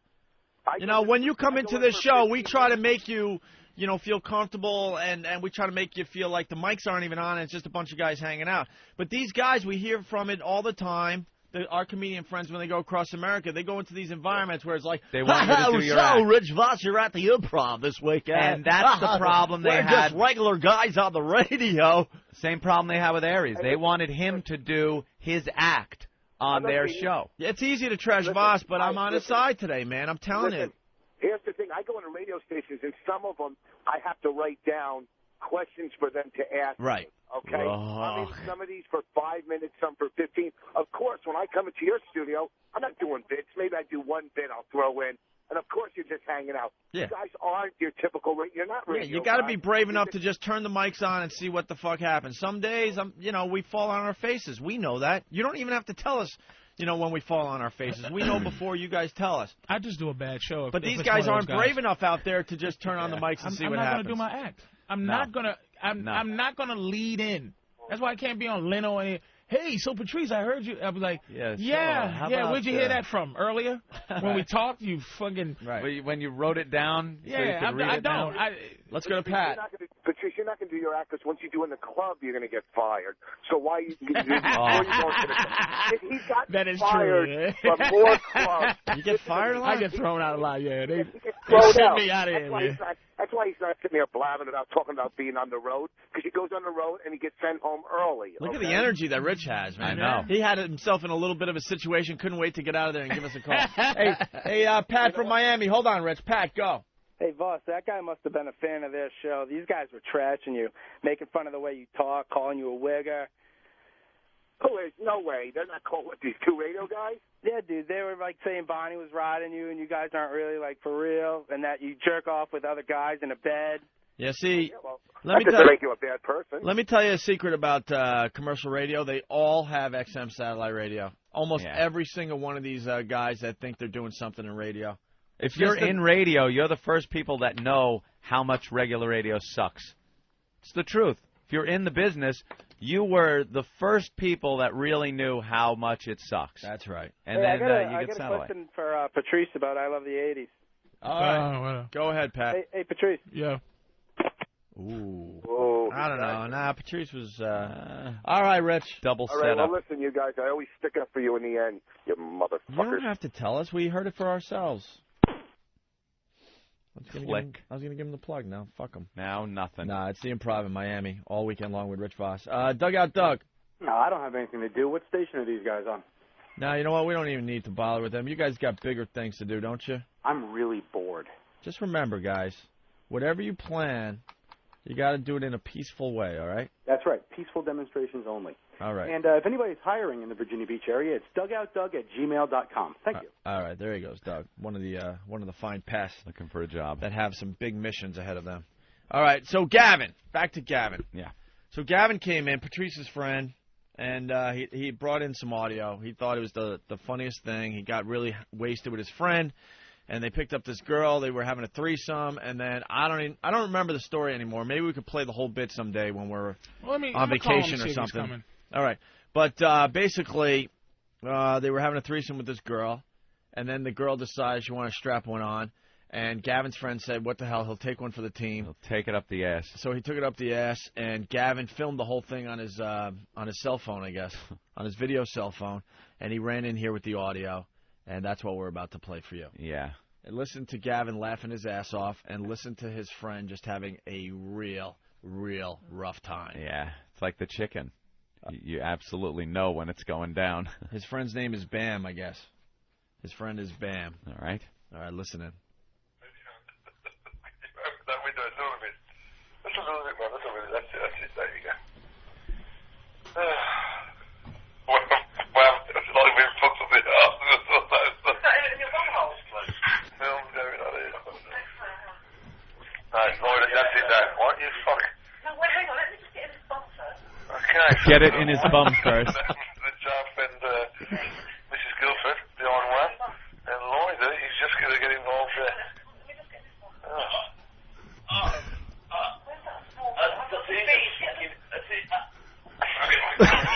So he's having a hard time with it.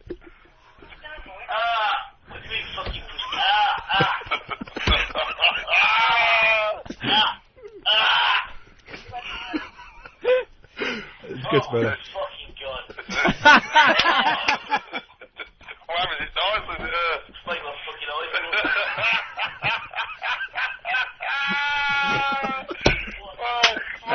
That's Gavin laughing. You sick F.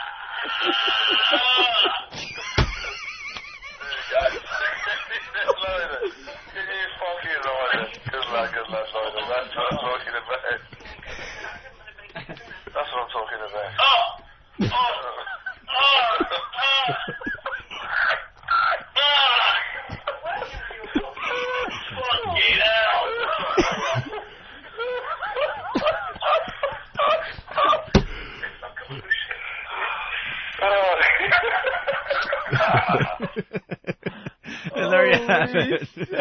I'm laughing so hard. I forgot how funny that was. Just listening back to that. Holy fucking hell, wow. mate. Yeah, fucking hell. He said he'd come by about a half hour. He'd be around. All right. Cool. He's all right, man. Gavin's all right. Wow, man. And he's just laughing. Yeah. It's like I couldn't even be in that. Is just. No, how are you in the same room? It's just the gayest thing, but he's just. It's not gay when Gavin does it. Yeah. How does that happen? You're so right. It's just because anyone else is filming their buddy taking it up the ass. You're like, man, what? You come on, what's up with you guys? But with Gavin, you're not even going to question it. Nah, it's just nothing gay about him. It's just hilarious. You can almost sell that to. You can almost sell that to a network. You can almost sell that to. Yeah. NBC or something. We're getting the half a Hulk face guy photoshopped. This one's a little better. Looks a little more. That's normal. the best one right there. Yeah. Yeah. And then the double Hulk face painted green. That's pretty good. Looks like Hulk. Go to whackbag.com, and the Photoshop section is yours for your viewing pleasure. All right, we're going to break.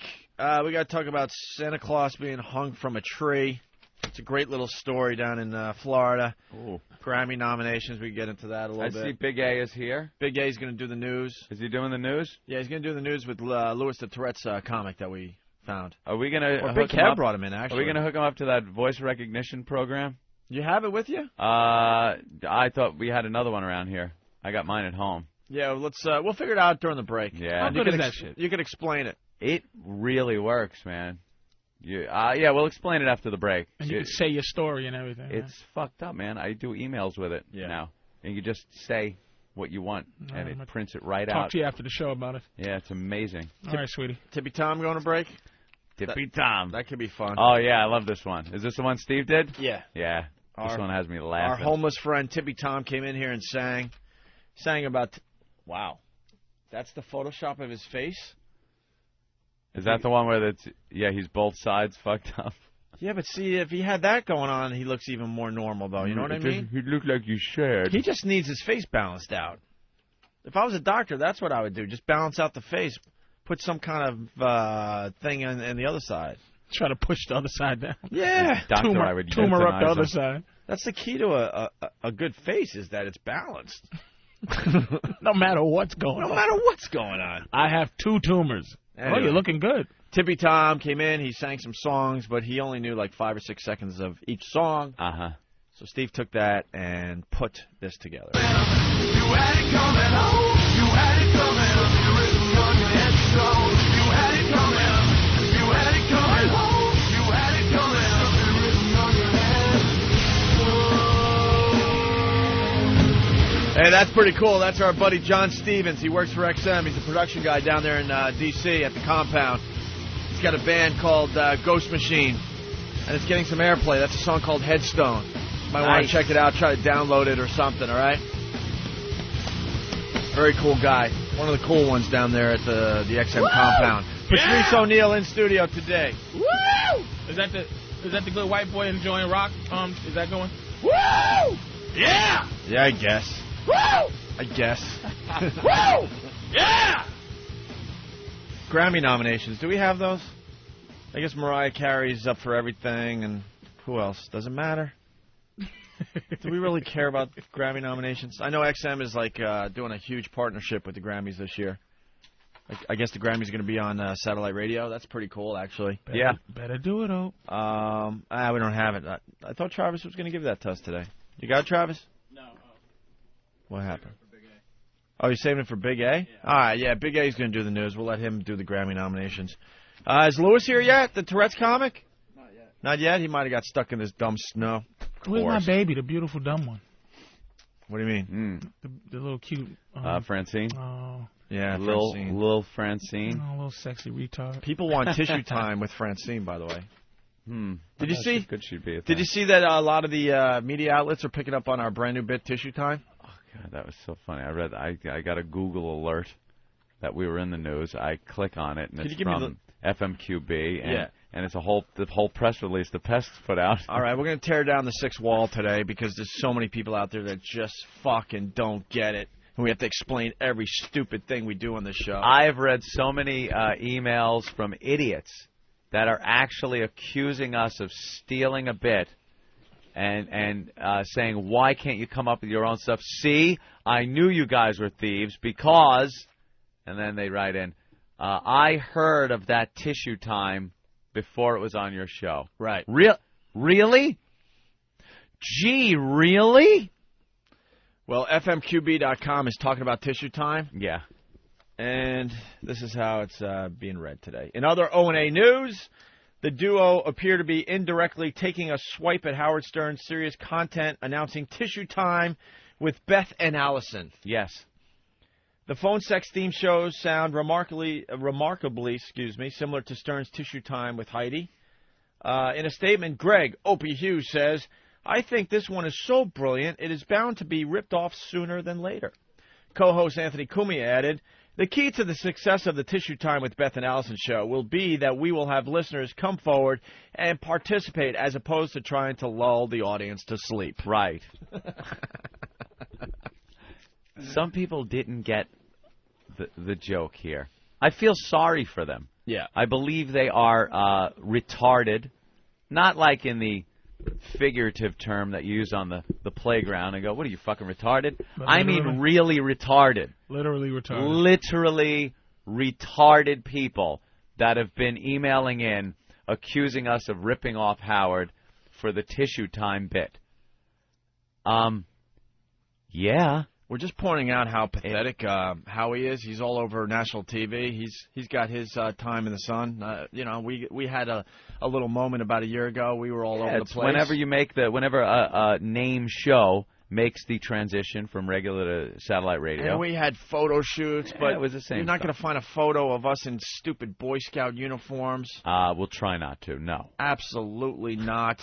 They wanted to take our picture in front of St. Pat's. They wanted to do priest all uniform. that dumb stuff. They wanted us in priest uniform. And my favorite, the one giant T-shirt. Yeah, they want us in an oversized T-shirt. Opie's arm out one armhole, mine out the other. No. The other arms on each other, just grabbing each other's cocks, I guess. No, there's no way around it. If you're wearing a Boy Scout uniform and you're 55 years old, that's gay. It's just plain gay and stupid. Yeah. And when you're not wearing a Boy Scout uniform, you're walking around in hip-hop clothes. Actually, it just reeks of desperation. It reeks, absolutely. It's like, we want to put you in a Boy Scout. He didn't come up with the idea. It's pathetic. It's people that say, we want to put you in a Boy Scout uniform, the flag, because, Boy Scouts are always very nice and honest. And that, what? Okay, I'll do anything. Right. Anyway, the point we're making here is, he finally has his time. We had our time, and it was a nice ride. And actually, we're getting a bunch of interview requests as we speak, so we'll probably be all over the tube again in the very near future. That's what happens. It just happens. So, but I guess the point we're trying to make is you could say anything about this fine medium that is satellite radio, and you go on the air and brag that you could have girls moaning and stuff. Mm-hmm. It just shows that you're out of touch with what this thing could do. Yeah. You should be. I'm not even going to say what he should be telling people, because he's probably going to do a few more. I don't want to give him advice, but to go on the air and say that it's all about having girls talk dirty, that's not really showing what this thing could do. It's showing that you're out of touch. The ideas that I've read and heard on interviews that he says he's going to bring to satellite radio, these genius ideas, for like a split second, you think, all right, it's satellite. That sounds like it might be cool. But then when you do them and see how they turn out, you realize how it's just like, no, you just got to put on an entertaining show. You can't be gimmicky, which the tissue thing is gimmicky. And we've done it now how many times? 4 times? 5 maybe? We've done the tissue time? Yeah. With girls? Yeah. It stinks. Yeah. It fucking stinks. We didn't set it up like, all right, well, let's get a girl that's bad at this and a guy that's bad at it. This is just the way this bit would go. Here's one of his ideas. We let it fly and just in its natural form take it away. And it stinks. The girl sucks. The girls that we've had on stink at it. The guys, who wants to hear that shit? Oh, yeah, great. Good, yeah. The girl sounded like she's reading a script. Yeah, we need awful idea. We need tissue time with 2 lesbians. And make no mistake about it, there's a lot of sex and moaning and all sorts of craziness going on this show. Mm-hmm. But that doesn't get the job done. We have that because you need that as part of the show that we do. But you also have to be very funny on a daily basis. You can't sell it on gimmicky stuff. And, yeah, you need to do a fun, entertaining show on a daily basis. And for the last, I don't know, maybe 10 years or so, what is Howard I've been doing subpar radio for the last 10 years. That's right, subpar radio. And coincidentally, Anthony and I made our careers in the last 10 years, following the same fucking rules that he had to follow. Believe me, he likes to make it sound like he was the only one being hung on the cross by the FCC and the Infinity lawyers and everything. Now, on a daily basis, we were in there, too. And we had to adjust. And we did adjust. And we made our names for ourselves. But the key is... in the same time that he was doing subpar radio. Because, he just gave up. Because he doesn't know how to adjust. He doesn't know how to put on a very funny show on a daily basis. It's just That's being a fact. entertaining. There's going to be a lot of disappointed people. Sitting down with people you enjoy being with and conversing about things that people kind of want to hear about. Right. That's it. And was anybody impressed with Tissue Time? Well, I mean, did anybody really Well, enjoy here's the Tissue deal. Time? So he goes on 60 Minutes, and he could tell he could say so many things about satellite radio, and he's telling a 60 Minutes crowd, which is an older crowd to begin with, that what he's going to do on satellite radio is have girls moan. It's He all failed about miserably as far as marketing himself on 60 Minutes. It's all about sex. Everything he's brought up is this sexually oriented gimmick. It's gimmicks. They're not. It's not fun. It's not interesting to really listen into to any length. I mean, the other idea that was read was get 4 crackhead women to sit around microphones and take the same subjects that they spoke about on The View that day and let the crackhead women talk about those subjects. Now, when you read it, you go, anybody, you go, all right, that sounds on the outside like that could be something I might want to listen to. Again, that's the gimmick factor. But then if you think of the reality of it, picture us sitting in here. Let's get some 4 fucking crackheads, which we've had in the past, out there. We could do the homeless to guys. bring them in, and then us just go away and let them talk. You'd want to put a bullet in your head within 2 seconds. It's like pulling teeth to get anything entertaining out of a lot of the people that come into this studio. You have to choreograph people. You have to steer them in a direction, or it just degenerates. So again, as a gimmick, looking in from the outside, it looks like it might work or be entertaining. But again, it degenerates into something that just doesn't really pull off. Other than some of the cursing, what's the difference?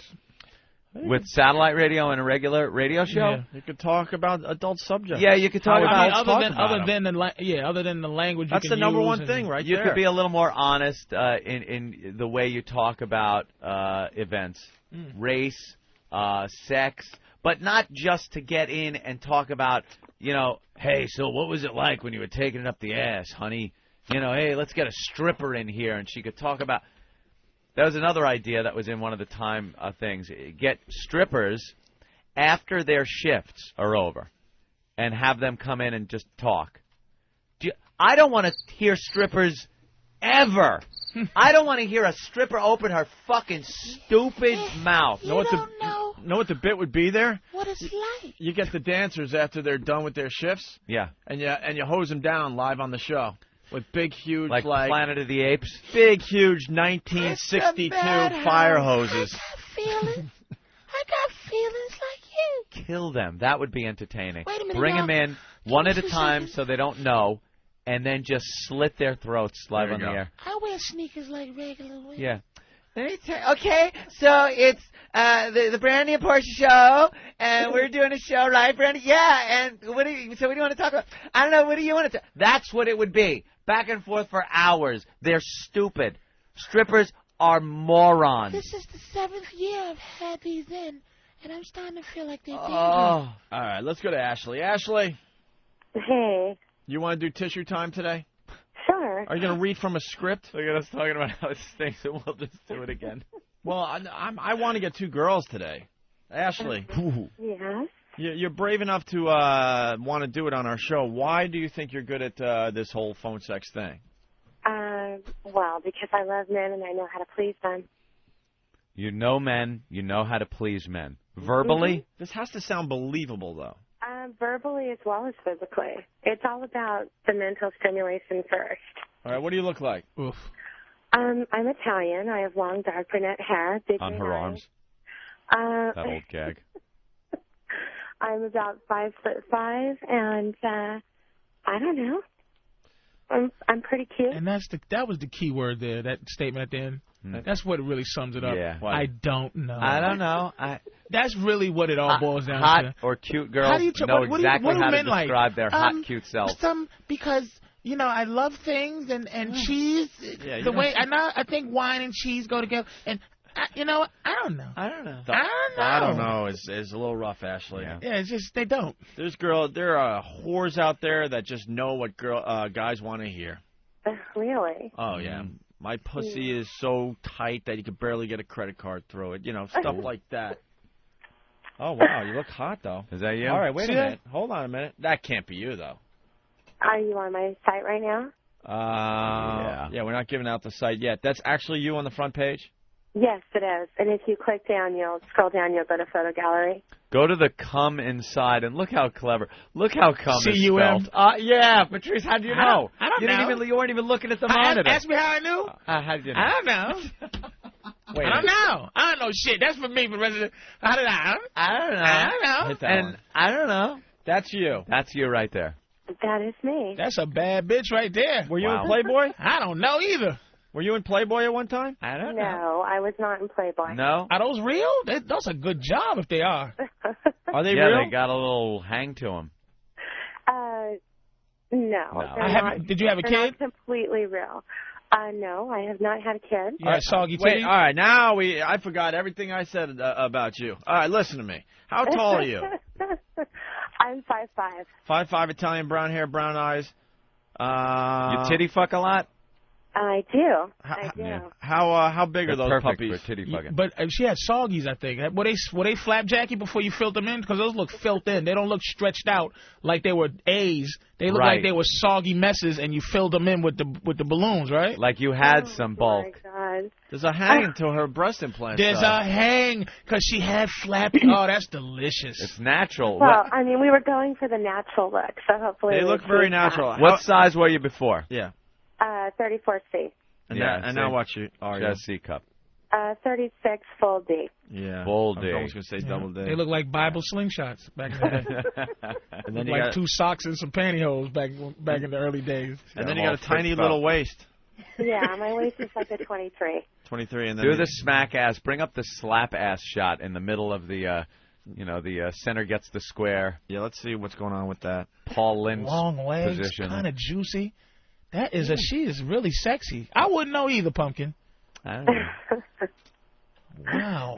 I noticed that the bush is a bit hairy though. What's up? Where? Where's the bush? I don't even see a bush. It depends. It depends. Oh, down there. Let's see. Yeah, like what? Click that one. Was this picture taken in Like 1988 or what?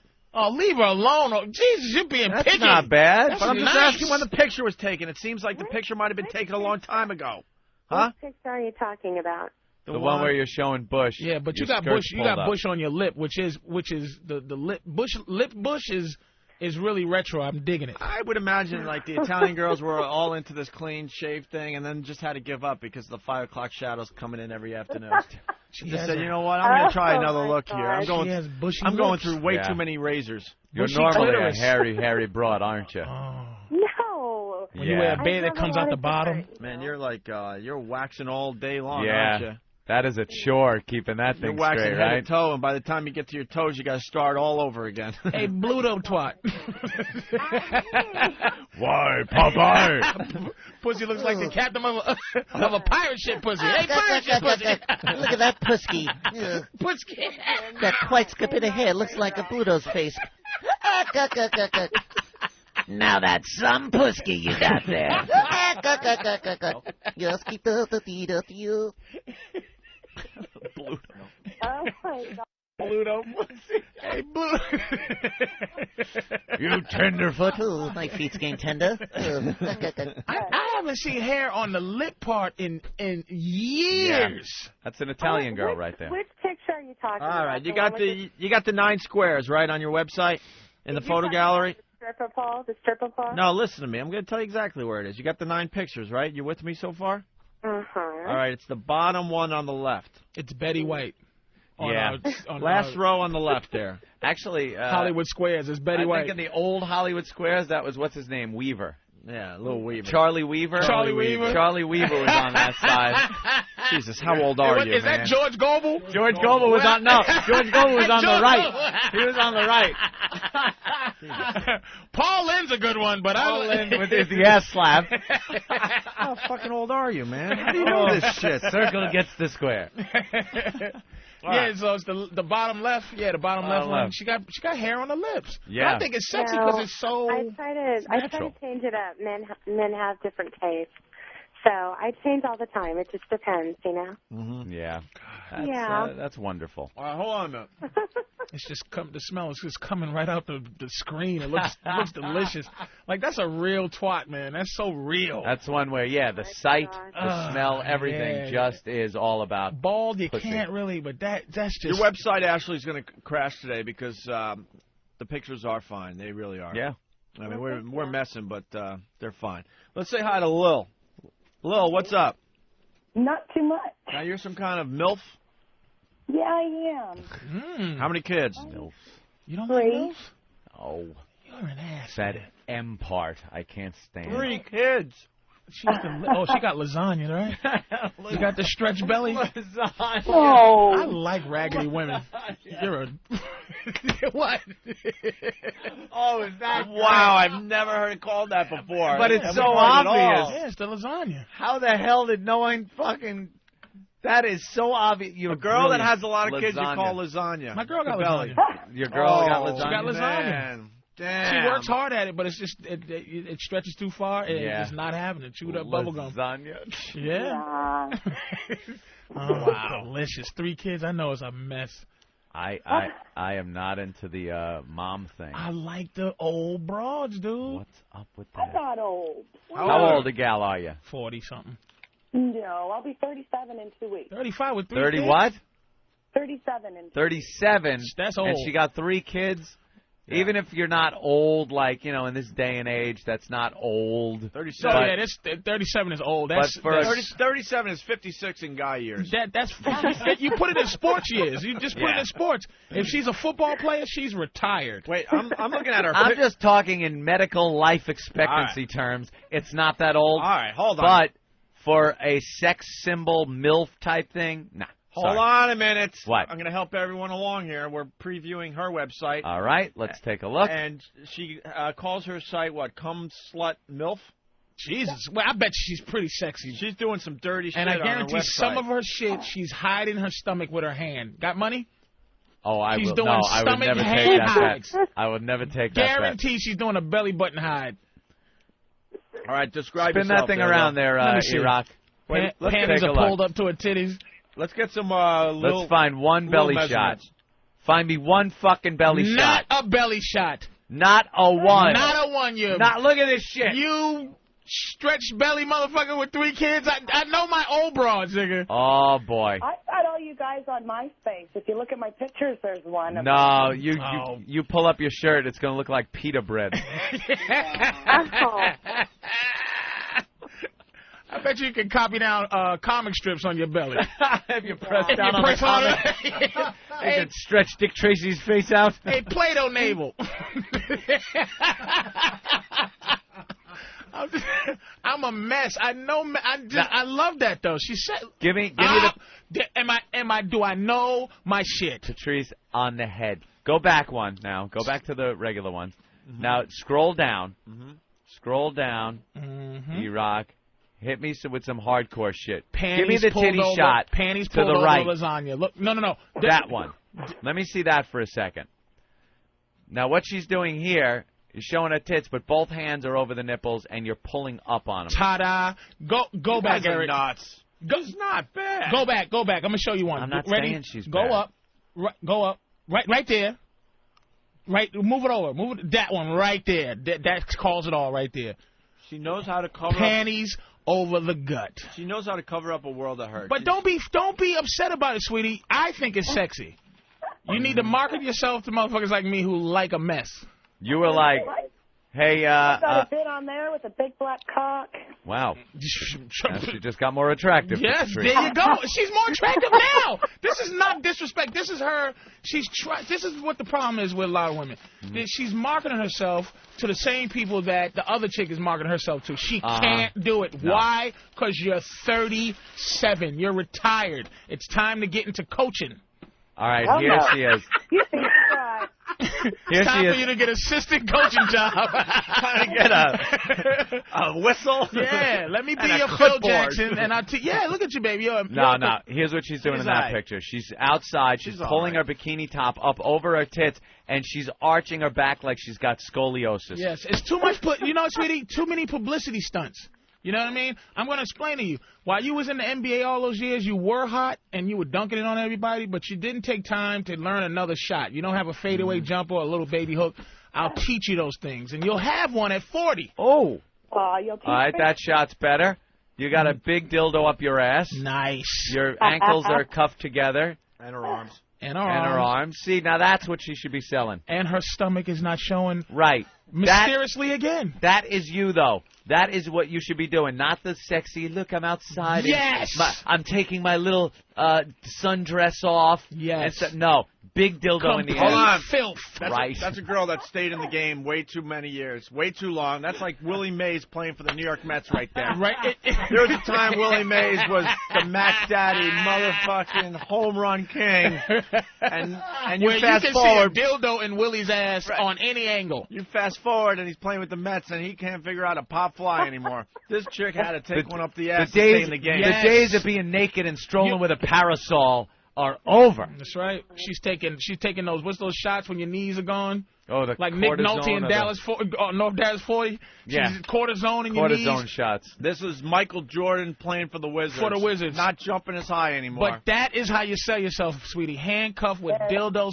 Stop trying this fake sexy. Remember when Tom It's not gonna Seaver happen. came back to the Mets? Oh, God. Tom There's Seaver. a market for everything. You'd be surprised. But you're hot. I like you, but just you can't compete with the other girls. She's standing there. Every shot, the girl's like, "Hello." Joe Namath for the Rams, right? Say that. Most people don't realize Joe Namath played for the fucking Rams. Played for the Rams. Herschel Walker from Minnesota. Hey, Oh, my God. hey, Herschel. Yeah. Listen. I'm telling you, Lil, the uniform doesn't look good. They traded her when she was 32. They traded 6 good players for her because they didn't realize in 5 years her knees was blown out. I know you got blown out knees, baby, but don't you worry about it. There's a space for you. You can be a line coach. Right. Yeah. Or special teams. You You're a could tell- special teams coach. You're telling the kids how the game is played. Oh, look at those titties. They're a mess, but I like it. You know she's I like good it. at Have we sack. given the site out? Let's give it out now. No, they're gonna do a little. Oh, they gotta picture earn time. it? Yeah, they both gotta earn Gotta it. earn their Lil, keep. Yeah. we're gonna see how good you are at this tissue time thing. Might make it look better. That's Ooh. right. And we got Lil and the very, very hot Ashley on the line. Got some kind of see-through Oh, man, sweater can you thing. just give her very, very hot ass? Just give her V-hot. Don't give her even a very, but just give her something hot. No, let's go with the very. Very warm, very, very warm milk. Lil is hot in a goofy way. She's hot because she'll bend over and take something up the ass. She's George Foreman grill hot. The other one is. But she's taking things in, like you said, she's getting things put Lil in is her butt. Leon Spinks hot. Leon went on to fight. Not many people know that, though. She went on too long, and she can't talk now. The other one is George Foreman hot. This one is Leon Spinks hot. Oh, she can't talk well. This one got MS hot. Listen, but it's not. You got to understand, embrace this. Yeah. It's just like being called a bitch or a hoe. Some people say it and it's a term of endearment. Some people say it and it's disrespectful. I'm saying that you're a mess and it's sexy, but I like a mess. You got to market yourself to me. You can't. Opie would never. He'd kick you in your stomach if he seen you. If you came up and said hi, Opie. She's all right. He put you in the figure 4 leg lock. She's all right. All right, ladies, you want to do a little tissue time today?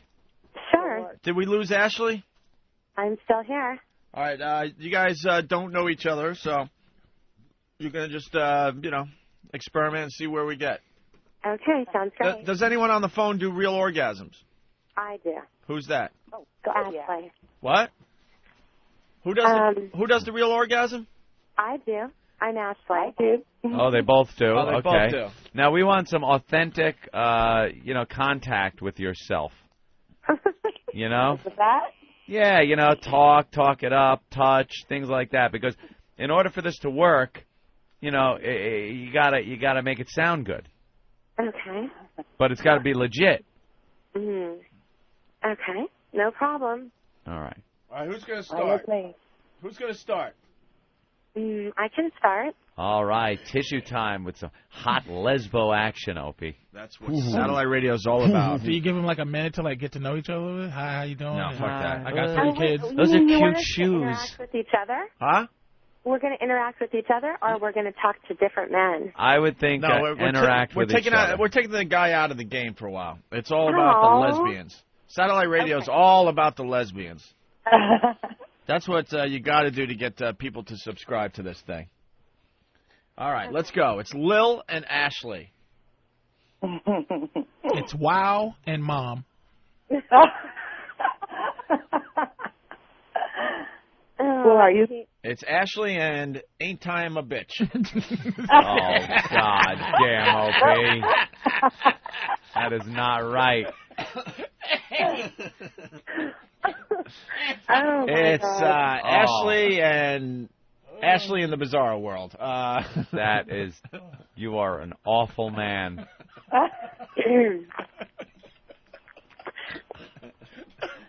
Well, hey, Will. Hey. How's it going? Great. So, do you like women? Are you into women? I absolutely love women. Yeah. Love licking pussy. Yeah. Do you? Do you? Yeah, I do. Absolutely. I love to lick a woman's pussy, get her all moist and totally wet. How about if I just lay back right now and let you lick my pussy? Well, of course. Let me crawl between those thighs. Put my legs right around your neck. Or spread your lips with my tongue. Peel back the hood of my nice, hard little clit. Tug on that clit with my teeth. Oh, yeah. That feels so good, baby. And I'll reach up and squeak those nipples and get them good and hard. You're making me so ripe. And plunge my tongue deep in your pussy. And taste the feels so good. Lay between my legs. You're going to make me cream now. I don't want you to squirt. I don't want you to cream. I want you to fill my mouth with that cum. Oh, get it, baby. Deep inside. Sucking on that clit. My fingers deep inside you. It's gonna ride your face.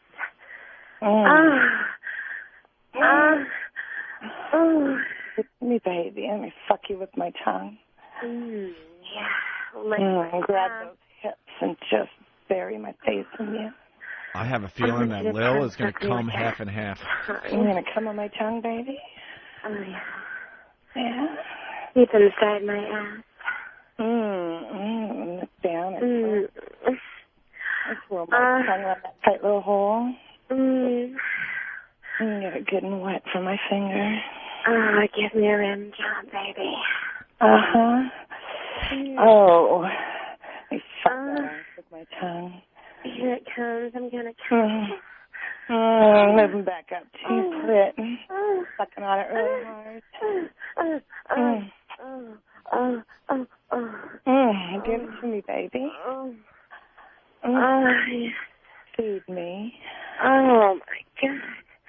Oh, God, girl, lasagna or not, you are hot.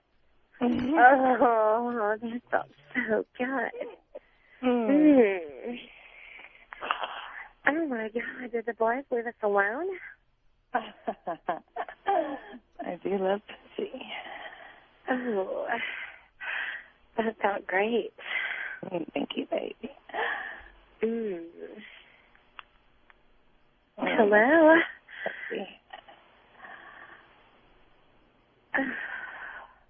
You want to lick your pussy now? I want don't you lay back and let me lick your sweet pussy now? Suddenly smooth lips for you. Yeah. Put my hands in your hair and just ramming your heart up against me. Start my tongue in and out of your sweet box. Oh, God, yeah, baby.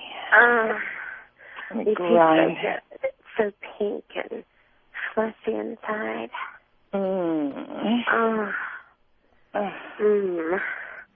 press my tongue against your sweet clit. Oh, God, yeah. You gonna come for me today? Slide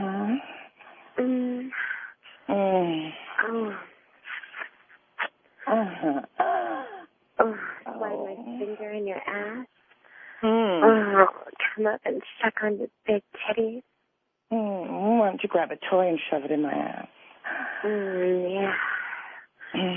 Grab my vibrator and fuck you with it.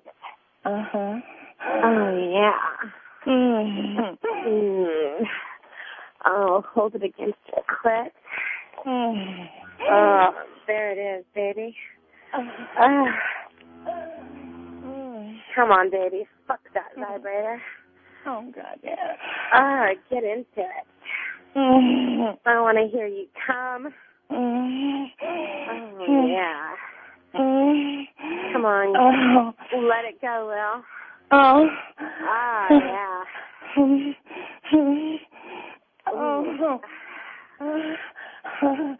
I'm going to slide it right in your ass now.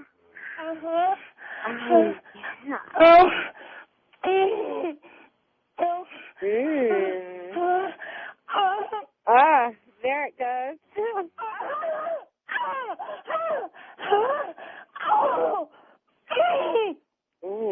Yeah, baby, that was hot. My legs are twitching.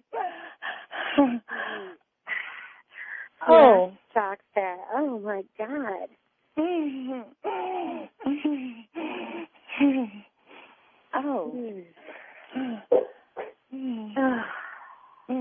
That's okay.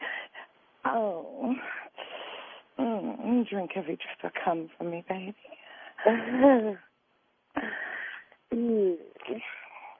Would you like a little morning action to wake you up?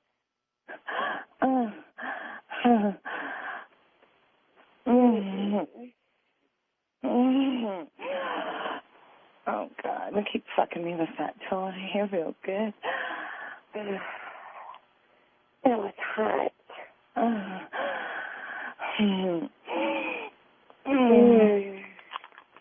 Come straddle my face, baby. I want some more.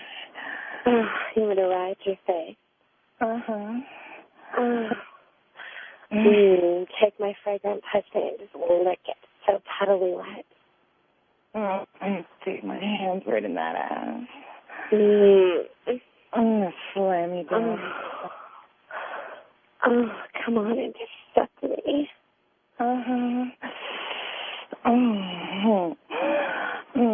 Looking right from your clit all the way to your tight ball. Oh, God. You know how to lick a pussy. Yeah. Come on, baby. Chew on my clit. Suck me. Yeah. Tugging on it with my teeth. My finger goes in and out of the tight ass. Yeah. Yeah.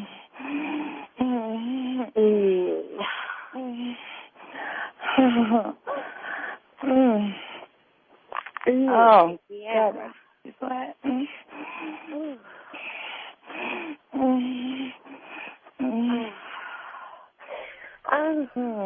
She's every bit of you.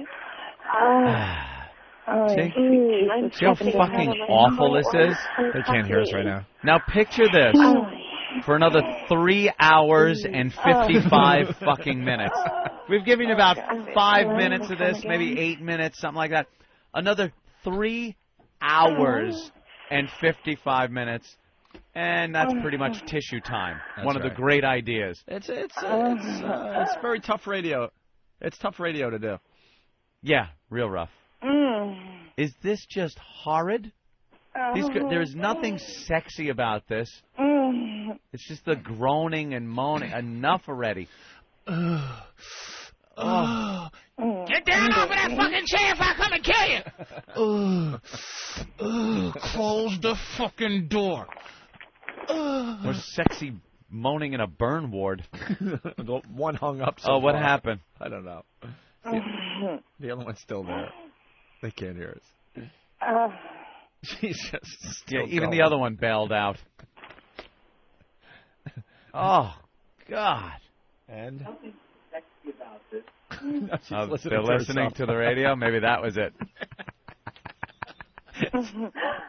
She just hurt herself. Yeah, maybe that's it. Why the other one hung up. There you go. Ooh, sign up now, people. Sign up now. It's that and tidbits just like it that are going to put him over the fucking top. I'm sorry. I am sorry. That stinks. Oh, my God. What's wrong, Patrice? I feel for these two bitches. I just feel for them. They're working their asses off. It's an experiment in radio. It's awful. But I really do think We're guinea pigs are sexy. We're sacrificing good airtime to prove a just point. to prove a point. I can't tell you how. I can't read all the instant feedbacks that says this sucks. Bring this to an end. Worst Friday portion of the show ever. Get this off. Jesus Christ, do you guys work at all anymore? Oh, my God, you made your fucking point. Get this shit off. Where's the polka music? Did you guys take a break?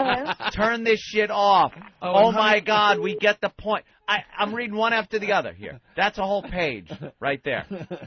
One after the other just bashing Can you this. at least thank these two bitches for doing that? Thank you, bitches. We got it the first time. Someone needs to smother these bitches with pillows, hang up on them, shoot me. Even truck drivers that's been on the road 9 hours, they're like, oh, you know what? Are these broads almost done? I'd almost rather listen to you two guys doing this. My fucking memory is sexier than this. Are you there? Or did you go out for coffee? I actually went and got a cup of Starbucks. Oh, Patrice was God. checking his sidekick. Please make it stop. Tony the Tool's got a good one. I'm running out of dialogue.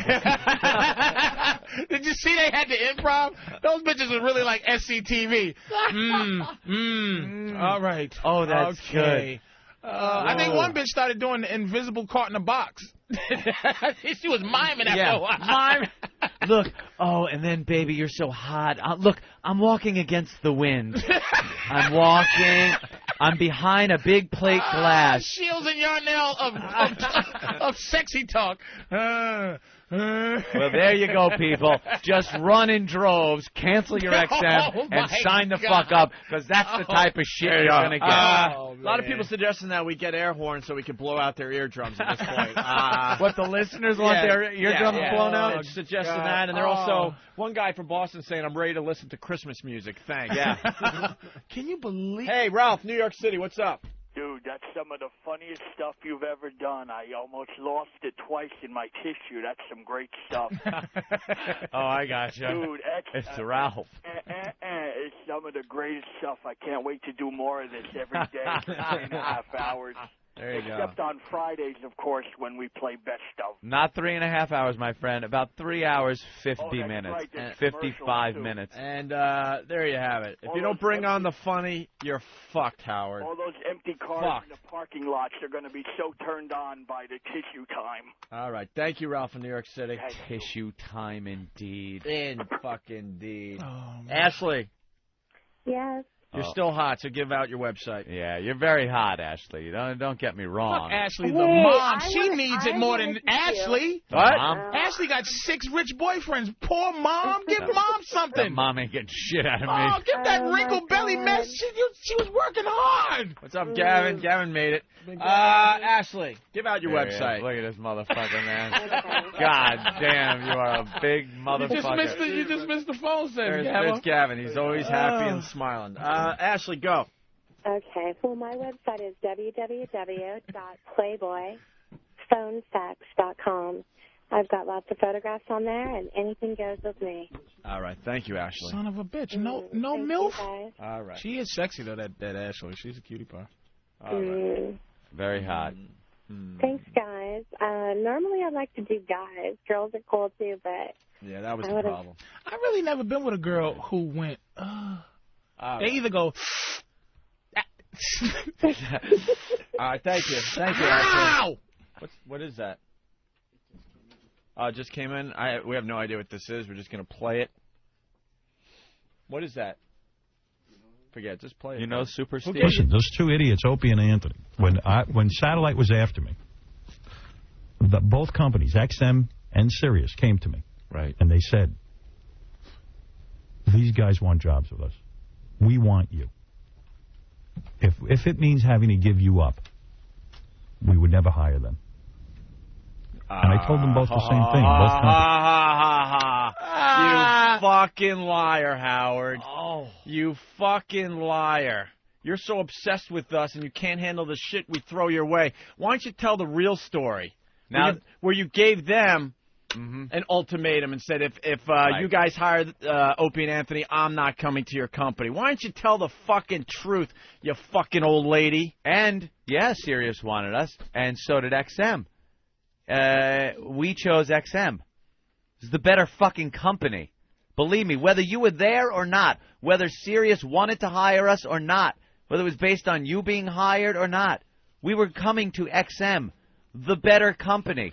We sat down with both of them, in-depth interviews and the discussions about technology, the technology end of it, the entertainment end of it, the people that were in charge, things like that. And we chose XM. Not because you were going to Sirius or we were going to Sirius and then you came there. Had nothing to do with it, asshole. You're a self-important douchebag. It had nothing to do with you, Howard. You were Believe negotiating me. and we were negotiating and we chose XM Right. over Sirius Satellite Radio. And That's a fact. I know. How if dare you, XM Howard? You're wearing a Boy Scout uniform these days. What happened to Scout's honor, you faggot? If XM for a second thought you were worth $500 million and decided to pay it, we'd all be one big happy fucking family here at XM, wouldn't we? But they knew better. They knew better not to pay you $500 million for fucking tissue time. They knew better. And the stupid company is nerve-wracked trying to figure out how they're going to foot that fucking bill. And everyone's face now is nervous, and you can see it. Smell the fear over there, Howard, because we're all smelling it with every fucking interview you give.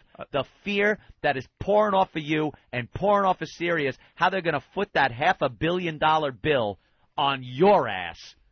And that has nothing to do with us and where we went. So have fun over there.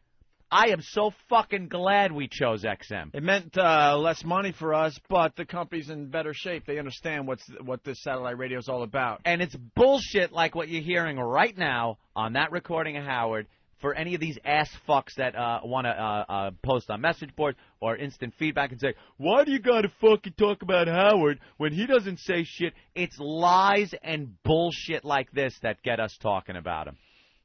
What does he say? Let me hear the rest of this drivel. Listen, those two idiots, Opie and Anthony, when Satellite was after me, both companies, XM and Sirius, came to me. Right. And they said, these guys want jobs with us. We want you. Hear the pause. That's a guy that's lying. If it means having to give you up, we would never hire them. Yeah. And I told them both the same thing, both companies. I said, I don't do that to people. Holy shit, you fucking asshole! That's the lie. Dude, next time I see you in Central Park, I'm going up to you and bitch-slapping you. You fucking phony. You don't do that shit to people? You don't work your magic behind the scenes in these big fucking conference rooms and work your fucking magic? You fucking fraud. Holy shit! I hope the rumor's true. I don't, because your life is gonna be fucking a living hell. If the rumor we're hearing is true, why am I alone? We are gonna fuck you up so bad, Howard. Why am I alone? You fucking liar! You fucking pussy! You fucking old lady with the tight curls on TV with the hip hop clothes at 55 fucking years old, dressing in fucking Boy Scout uniforms. fucking letting Bill O'Reilly bitch slap you around on TV. Can't wait for part 3 tonight where you can actually see your fucking lips shaking, you fucking fraud. It's the You nervousness. don't have shit. It's the nervousness. You gave up fucking years ago, and we got your ass, buddy, and you fucking know it. Can we hear it again? Starting with those 2 idiots over there. This one is starting That's all over the again. one accurate This part of his whole fight. Because we motherfucker. are indeed fucking idiots. I'll give him that. And Opie stood right up in it. Dude, we got Opie wants we to fucking got memos and everything where we can fucking prove this shit. You know what the funniest part of Opie? Prove this shit. We could have been on satellite radio years before we did, but we couldn't because of that fucking asshole went behind the fucking scenes, and they wanted us to sign something, Infinity Broadcasting, and it was a direct order from this motherfucker and his fucking agent and Mel fucking Karmazin. They're like, hey, we'll let you out of the fucking contract so you could go, work for Clear Channel or satellite radio, but we don't want you mentioning Howard or anyone that works for Infinity Broadcasting or used to work for Infinity Broadcasting. I'm just saving and the for the rest of your fucking careers, fucking careers is basically what they said. You mentioned Howard or anyone that worked for Infinity, past or present, you will be fined. What was the total? $100,000 $100,000 per fucking So you could have been incident. working. You could have been working a long time before you Long guys time. were. Fuck yeah! We could have been working months after we got the boot, but we would have had to sign a contract that said you cannot mention Howard Stern or Infinity employees, or you will be fined $100,000 a clip. This is not fucking. I'm not making this shit up. So you're completely gone from this Infinity umbrella. You are Dude, now. this is why we're obsessed with the fucking guy, because this guy made it really tough to Living succeed hell. in this fucking city doing radio, because he plays all these fucking tricks behind the scenes, then goes on his radio show and makes believe he's brave. The champion of free speech. And takes on all newcomers. Yeah, and behind he's a fucking closed doors. bitch, and I'll slap him in the face next time I see him in the fucking You know what'll park. be funny? You see him in the park, though, and you hit him, you'll roll back a few feet on your No, skates. you know what, dude? I'll just fucking... On your rollerblades. Psh, every action has an equal and opposite reaction. Psh, roll back. No, I'll just... You're going to fight him in your skates? Dude, you got to kick those things off, bro. You know what? Enough of your fucking lies, Howard.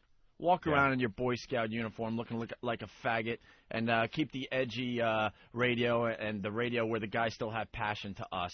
Yeah. Remember this? You said this, Howie? I've been doing subpar radio for the last 10 years. Yep. Well, we haven't. In the last 10 years, we made our names for ourselves. Is there any Following more the same fucking rules you had to that follow. clip? There's more to that clip where he says he had nothing to do with that. He didn't say. Back up He a doesn't little do bit. that. And it's funny. They wanted to work here. No, we wanted to work, and we were talking with both satellite radio companies, seeing which one was best. That's what responsible people do. You go, and we were told by responsible people to do that because we obviously have no responsibility. We went and spoke with both companies. Is Scott Greenstein Shows XM. and Do you have proof of hold on a minute. Is Scott Yeah. Greenstein, Jay Clark, and Jeremy Coleman going to deny that we were in a ridiculous suite in one of these midtown hotels as they were trying to talk us into fucking going to their company? And bad-mouthing Howard Stern. And is what they were bad-mouthing doing. Howard like you wouldn't believe. Yep. And also Scott Greenstein even saying, hey, if you come here, I think, because I have all these connections in Hollywood, I think I could get you in a few movies. Remember that fucking all the line? bullshit that just went down. But Howie, you're going to fucking make believe that you didn't hear those fucking stories? Howie, the people that you look at on a daily basis, the people that are kissing your ass and saying that, hey, if it means we don't hire them in order to get you, that's what we want to do. All those guys, Barry, the other schmucko, all of them over there were bad-mouthing the shit out of you while we sat in a hotel room while they were wooing us to try to have us sign with Sirius. That's it. If all this proves is that they're phony motherfuckers, too, well, that's the way it is. But when you look them in the face and they're kissing your ass, know damn well that when we were sitting there, first, mind you, when we were there before you, they were bad-mouthing the shit out of you. And because you had to wait about 2 years to finally start broadcasting. That's a fucking fact, Howard, you fuck. I wouldn't do that to anybody. John, what's up?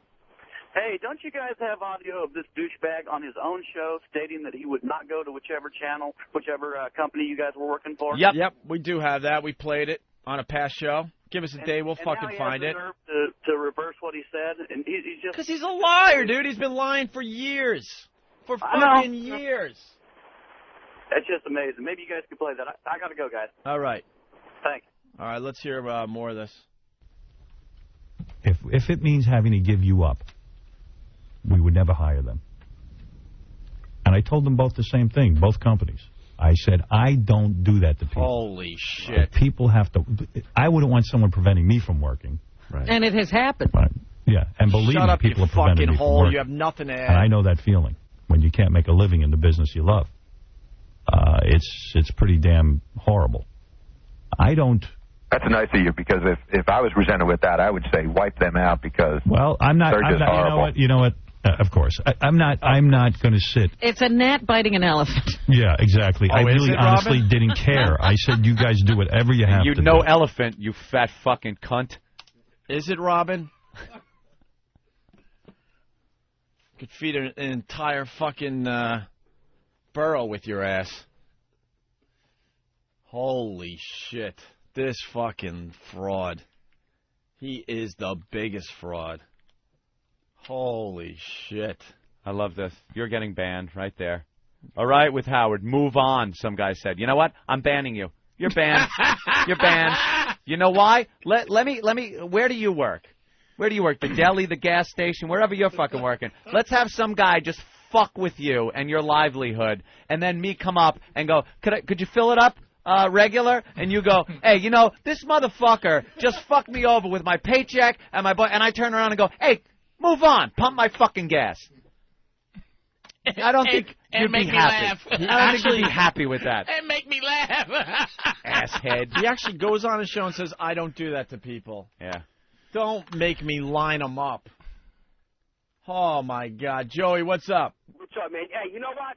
Fuck those motherfuckers who have the balls to say move on. Stop talking about how that Jericho motherfucker. He talks shit constantly. He's a fucking lying piece of shit. Call him out. Fuck him. Yeah, what he said. Thank you. It's just goddamn ridiculous. Thank you. That's great. Oh, this is going to get so ugly. It's going to Trust get ugly. me, it's going to get ugly. Have fun over there. Because this guy made us wait for a long time to do what we love. It's a fact. It's a fucking Smell fact. the fear. You can hear it in my voice. Ask anyone. I'm the worst fucking actor around. Now, let me ask you a question. Was there any point during the layoff where you actually thought about signing the Leave Howard Alone contract thing? We thought about it for a little while because we were desperate. We wanted to work. I'm not going to lie to you. We were desperate. We We're like, what the work. fuck? If we could sign this and then not sit at that point, I think it was about a year and a half. I'm like, oh, all right. We thought about it. We had a long talk about it. Then we called their agent. We really need and we to go, talk you know what? about it. Tell them to go fuck themselves. So you only had Someday a 2 we'll year be back. contract, right? Yeah. So you just had to wait it out for the 2 years. It turned out to be 2 years and 3 months, something like that, right? In the end. Not going to have him sitting there bashing us, and then us, if we mention his name, have to shell out $100,000. Oh yeah. And it's ridiculous. And this thing was so ridiculous. This thing they wanted us to sign. It's like even if we talk about our friends in the company. Yeah, Ken Stevens. One of my biggest friends in the company is Brother Weeze. Little known fact, he works for Infinity Broadcast. And so if I mention an old story with me and Weeze, all of a sudden they're finding me $100,000. It was called the Howard Clause, and this fucking thing they want us to sign. That's how scared Howard is of us, and the company was of us. Well, let's see how much time he has to prep for his new show when he's on maybe Match.com or something. I don't know. Yeah, we're hearing things. I hear things. We're hearing things. I hear things. Big ass member, what's up? Hey, I'm just calling because this is total bullshit, and every single pest and every single fan needs to unite now, and we need to march on Howie next Friday as he does his walk of shame from K-Rock to Sirius. We are going to light him up. All right, just don't get us in more trouble. Absolutely not. Every single pest will be peaceful and well-behaved. And the O&M Army now is sponsoring free T-shirts for everyone who comes to the event. Very good. We really need a call to arms on this one. If you have nothing to do next Friday, it could really help out the Army and the pests. You guys can private message myself, Doug, or Boston Strangler if you guys want to get involved, and we'll be more than happy to help you guys out. Now, here's the deal. You guys are making all sorts of banners, I see, huh? Yes, we're making all sorts of everything. We have lots of secret weapons. I love the banners. Hoo-hoo, I invented walking. Here, give me some more of these banners. Everyone copies me, hoo-hoo. And then it says Opie and Anthony Satellite Radio's original pioneers. Hoo-hoo, it's all about Allison. She's my best friend. Opie and Anthony Satellite Radio pioneers. Hey, hoo-hoo, did your daughter have fun at the Jingle Ball in 2000? That one will drive him nuts, by the way. 5 years ago? Yeah. Oh, yeah. And everyone has heard that story where we almost got fired because we talked about Howard's daughter. Didn't even really talk about it, to tell you the truth. Yeah, actually. It was so veiled because but Howard knew enough out. to call his buddy Mel to call us back from Christmas vacation or New Year's vacation so he could almost fire us.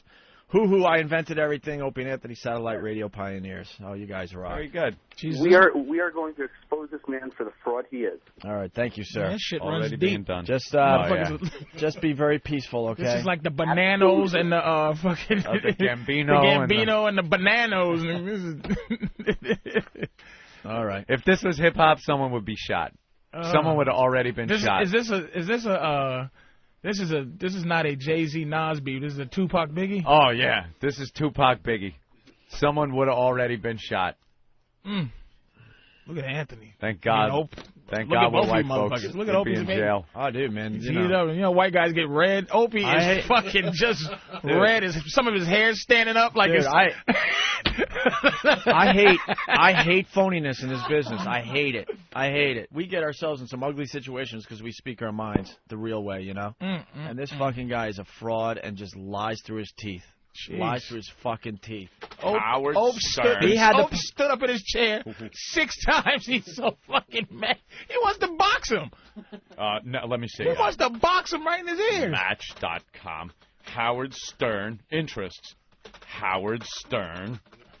Howard, why don't we discuss it Income. On 67th Street and Columbus Avenue today, right after the show? How about we do that? How about we do that?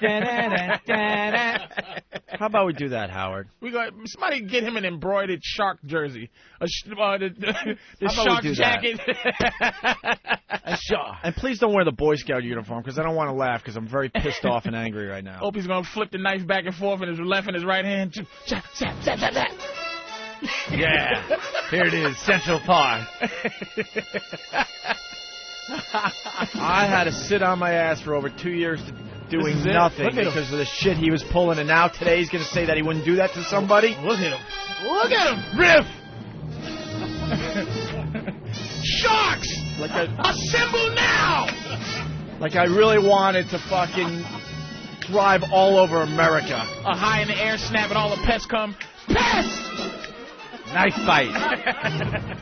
Central Park. Be there. Opie has one of those butterfly knives. He's nunchucks. Look at him. He's not even laughing. Look at him. Opie is not bullshitting. No, I'm not bullshitting. Oh, you didn't live crazy. Oh, yeah. Be cool. Oh, got a rocket in your pocket. Stay coolly cool. Oh, there is a man named Opie. I don't want him to be hurt. Shut the fuck up. And as he's going, his girl's like, Greg, no. So call me Opie as he flips his car up and walks. Whack! I'm Opie, bitch, and I'm out of here. He's not fucking around. Look at that. Somebody's going to get hurt. Somebody's going to get hurt up in this bitch. I'm not going to let you do it, Opie. Dude, I'm not going to let you get arrested. Fucking idea. That is the biggest lie Put the knife down, nigga. Ever. It ain't worth it, man. Holy shit, this is great. The Passion of Opie coming to theaters near you. The Passion of I'll tell you one thing. The headline would be fantastic. It would be front page. It's all fun and games now, right? But, I mean, only Anthony and I know. Yeah. We were keeping in touch for 2 fucking years. We had to sit. We had to count down the days. I had to invent places to go just to you know, I had to hang out with fucking Rich Voss and play golf. That's how bad my life was, okay? Wow, that is bad. Oh, it's fun at first, but after a while... And Rich is arrogant. He's the one with the emotional up. Yeah. Hey, don't worry about it. Pat him on his back. I went to the Doral in Miami with Rich Voss for, I think, a 3-day quick vacation. After the first hour, we ran out of shit to talk about. His little hands. Holy crap. His stupidity. I can't even tell you, man. Then Voss is trying to talk to him. Opie's in the hotel going, Save it for the radio. Yeah. Maybe we ought to save when this. You're save it for the radio. When you're stuck under a 2006. When you're stuck under a fucking contract and you can't get out of it, and I know we got paid, and I don't want people crying for that part of it, I don't even but know what stuck that means. because we could have made the same fucking money doing what we love, but we had to sit and fucking wait. I'm surprised I wasn't thrown in jail. I was ready to snap at any time, any fucking time. Now he's going to go on the radio on December 9th, 05, and say that he would never do that to anybody? Oh, he's talking about this. He's talking about this. Oh, okay. Today. That came in today? Yes. Came in a little while ago? Is there any way we could stop the carnage, man? What's up? No. It's not going to happen. Rolling. All right. What? Yeah, we do have a lot of people here. Well, it's going to be a good hour of radio coming up. We got Greg Giraldo. He's playing Caroline's this weekend. Yes. Has Greg ever done our show? He's fucking fun. We've hung out with him, though. Greg's great. And then we got Laszlo. Oh, he's going to be pissed. He's been sitting for an hour. And then we got the Tourette's guy losing his mind over there. Look how pissed he's. He's not pissed. He's fucking pissed. He's on my side, obviously. Look at him. He's losing his shit. That fucking guy is losing his shit. That fucking guy is on my side. Look, he's ready to go. All right, Lewis, get him.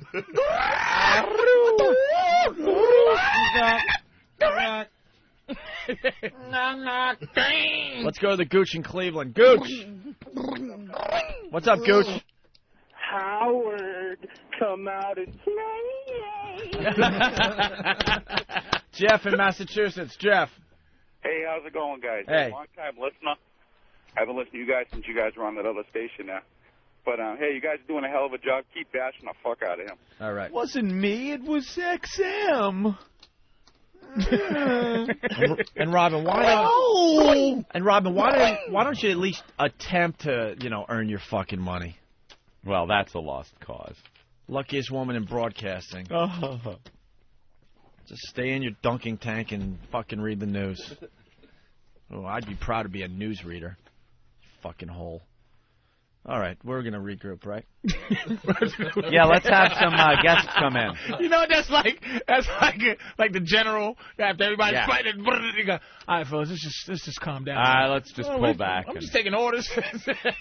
Pull back. Dude, the fact is, Anthony and I take this shit very seriously, all right? We really do. And the bullshit that he spews, it's unbelievable, and someone has to fucking fight him toe-to-toe. I don't care if it destroys our fucking show.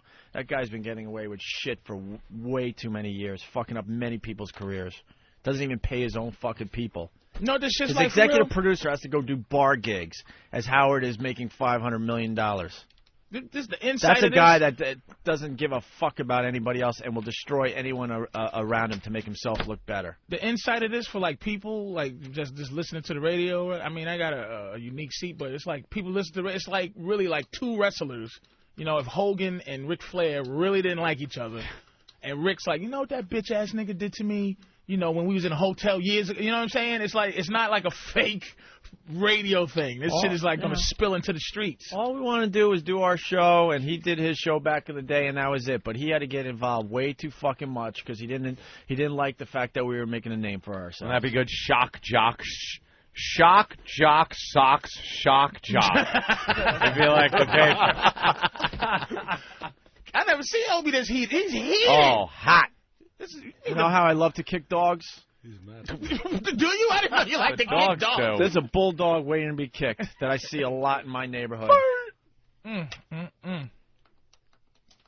tell Beth to stop checking me out as she's walking the stupid dog. Oh, you want to get into some shit, Howard? We'll get into some shit. Wait a minute. We can't break on what? that. Who the... What?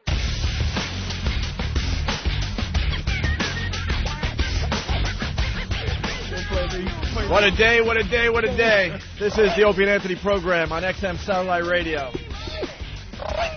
The #1 radio satellite company. Jesus, Anthony. Jesus. Well, Darren's losing his mind. We got to kind of reset the show right here. We have to look at him through the window, so I figure we ought to hear him with the soundboard. R2-D2.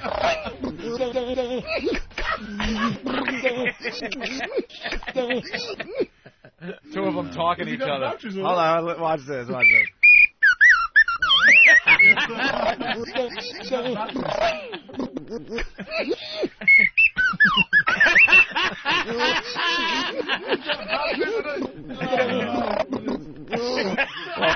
Well, Lewis is outside. Lewis the Tourette's comic is outside the studio. God bless We him. have Patrice O'Neill. We have Laszlo. We have Gavin, who likes to watch his buddy get fucked with a dildo from some dirty pig. We played your audio again today, by the way. And then Greg Giraldo, everyone. Greg. It's the first time you're on our show, right? Yeah. Jesus. Yeah, we've hung out a few times. And I've been to comedy clubs and stuff, but never on the show. I think we were kicked off when we kind of met. Right. You guys were off. We off didn't the have air. a show. No, he saw us in our downtime. It wasn't pretty. Yeah. We was riding high, tough crowd time. Yeah, remember those days? Oh, yeah. Hey, kid, it'll be all right. Hey, oh, hey. I know, that's what it was It's like. all right. Mess up your hair. Not even pat you in the back. Come here. Yeah, that's what it was like. I met you guys when you were Norton's friends. Yeah, exactly. That's true. We were outside, like, just drinking and smoking, and motherfucking good fucking radio stinks. Don't worry about it. You guys will be fine. He'll be back. Fine. Yeah, but Hey, you know Greg and Cumia? yeah. Yeah, you know these guys. Okay, yeah. Yeah, not even first name Opie. Can we find a seat for them? Just pull up. Yeah. Well, Greg Giraldo is going to be at Caroline's this weekend. What's the number again? Jimmy usually has it. 757. 757-4100. Very good. Wow, look at that. I've been Thank there you, a couple Patrice. of times. Couple. I've called to see if I could get in to watch Paul Mooney. Yeah, you could have got in last night. Why, nobody showed up? It was all like these like Midwestern white tourists thinking they were just going to a late show. God bless those people, because I would never have people show up at my shows. Well, that's what's great about Caroline's. You get the tourists come walking in off the street. They have no idea what they're about to see. And a lot of times they're horrified by some of the guys that are doing their thing in there. That's the only club. Anybody from New York? Yeah, nothing. Nope. Yeah. Where are you from? You see a lot of bedazzled sweatshirts sitting out there. That always cheers you up. You're trying to do a Jesus blows joke in front of a pack of church ladies. Yeah. Oversized sweaters, hiding a world of hurt. I heard of stuff in New York. I knew it. You're like Mr. Comedy Central now. Every time I turn it on, it's like Greg Giraldo is hosting everything except The Daily Show. That's pretty much a safe bet. It's like a wraparound show, right? You're on for like 8 hours a time or something? It's like 2.5 hours. Our show, it's like an interstitials, half a fake show. Your show's like Wonderama. Used to just be on for like Bob McAllister would come out, and 18 hours later he's still on doing the snake hands. And yeah, it's a little weird. And then it's also like we'll do like these jokes in the studio, so we'll do like topical jokes or whatever. And then it's like, and now more Jeff Dunham and Peanut. Just it's a bizarre show. And then of course, I mean, you can't stop seeing you on the goddamn cable commercials. How'd you swing that one? That's got to be a nice cool. deal. They asked, believe it or not. Oh, that really made me sick watching. Did it make you sick? I'm not gonna lie. All I was thinking was every one of his comic friends being pissed off. Greg's success really bugs me. That's turning the team is just great. Hey man, like because when you do commercials like that, it's like you're solidified as a person. Yeah. Wow, Greg Giraldo says watch cable, so that means we should. No, he that's didn't what have was, to introduce himself. Hey, I'm Greg Giraldo. I know that's what cable. was weird about it because commercials blow. Nobody wants to do commercials, but they called and asked, and they said they'll say Greg Giraldo. First of all, nobody knows who the fuck I am, but they're saying Greg Giraldo for Comcast. It felt like a pseudo kind of celebrity moment. And it was good because you didn't have to act like it's not even. They say you said you're not a name that everybody in the country would know, but you didn't have to act like you're the dad that comes in. Well, son, I've got cable. It's just you saying, hey, buy some cable. Yeah, because it's the tri-state area, so it's like, hey, how you doing? You know me. I'm Greg. You know who I am. I'm Greg. It was the funny thing is that of course I was embarrassed to do it. And I was hoping nobody would see it, and then like all the strip, the comics that hang at the strip, they like live to get on a commercial. They're acting like this was like I won the fucking Academy Awards because I had this cheesy, shitty commercial. They asked me to do one in Spanish. I did it in Spanish. Really? Yeah, that's what I call the boat commercial. The boat commercial. They called over the summer. I thought, man, I guess I can buy a boat if I completely hoard myself. Cool. Greg Giraldo, very, very funny. His stand-up is great. I'll be there tonight. Oh, thanks. Well, you got the snow thing happening. We got to support you. It's gonna be brutal. It's gonna be a little rough, right? It ought to be good. At Times Square, though. It doesn't matter what the fuck the weather is over there. By then, it should be fine. It's already. You're not selling out, man? I thought you were selling out, man. I was selling out with those commercials. Yeah.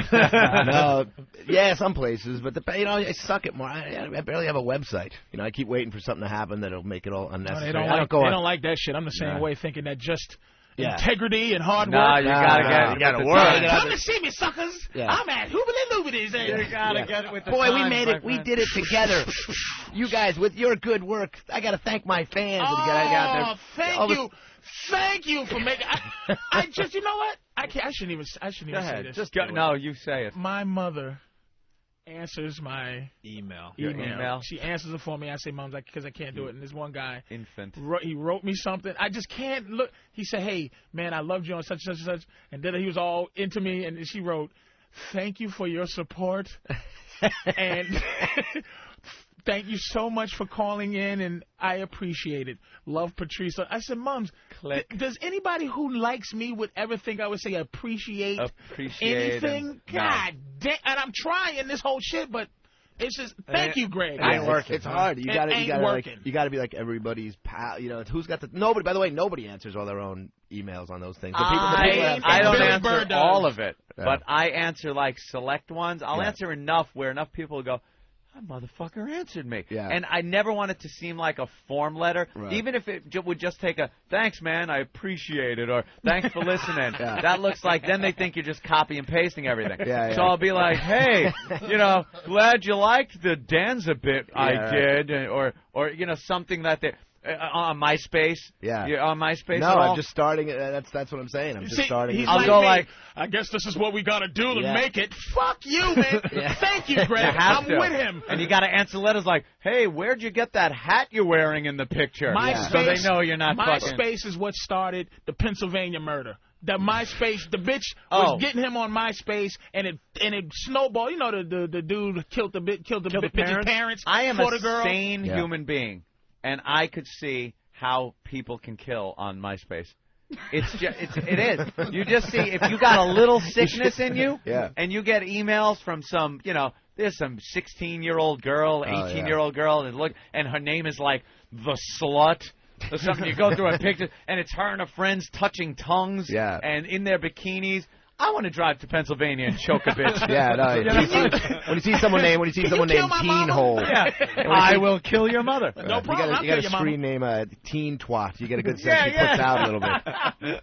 Even when she's not studying. Thank you, Greg. I just refuse. Is there anybody successful that didn't do this type of shit? 2005. You got to market yourself. You can't wait for George Burns. He was successful. Never got on the fucking internet. That's right. That's right. After that, you pretty much got to keep up with this shit. It's like I don't mind responding. It's kind of cool when you get into that a little bit. But what blows is that all of a sudden it's more about that than there's these like schlock, shitty ass comics who are packing out clubs just because they got they're on there every day. Like, thanks, gang. You got to come out and support me at Skidmark. A weekend at the Copacabana doesn't do it anymore. Like one week, I closed the Cope, and it's like now you used to do it. That was it. Now you got to. And now your fans, they used to be in front of you. You do whatever the fuck you do. You leave. You never got to see him, talk to him, anything again. Occasionally a stalker might send you a letter with cut out pieces of newspaper glued to it. But that was the only correspondence with your audience. Now, every one of these motherfuckers has access to you personally and is pissed that you don't answer him back. My self-esteem is too low for that shit.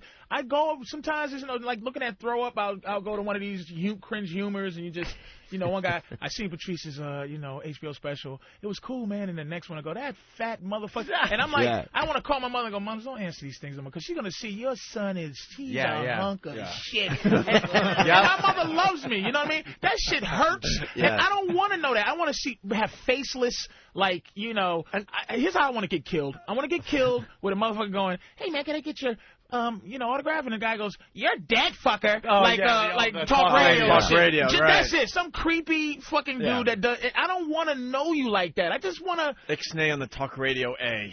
There is.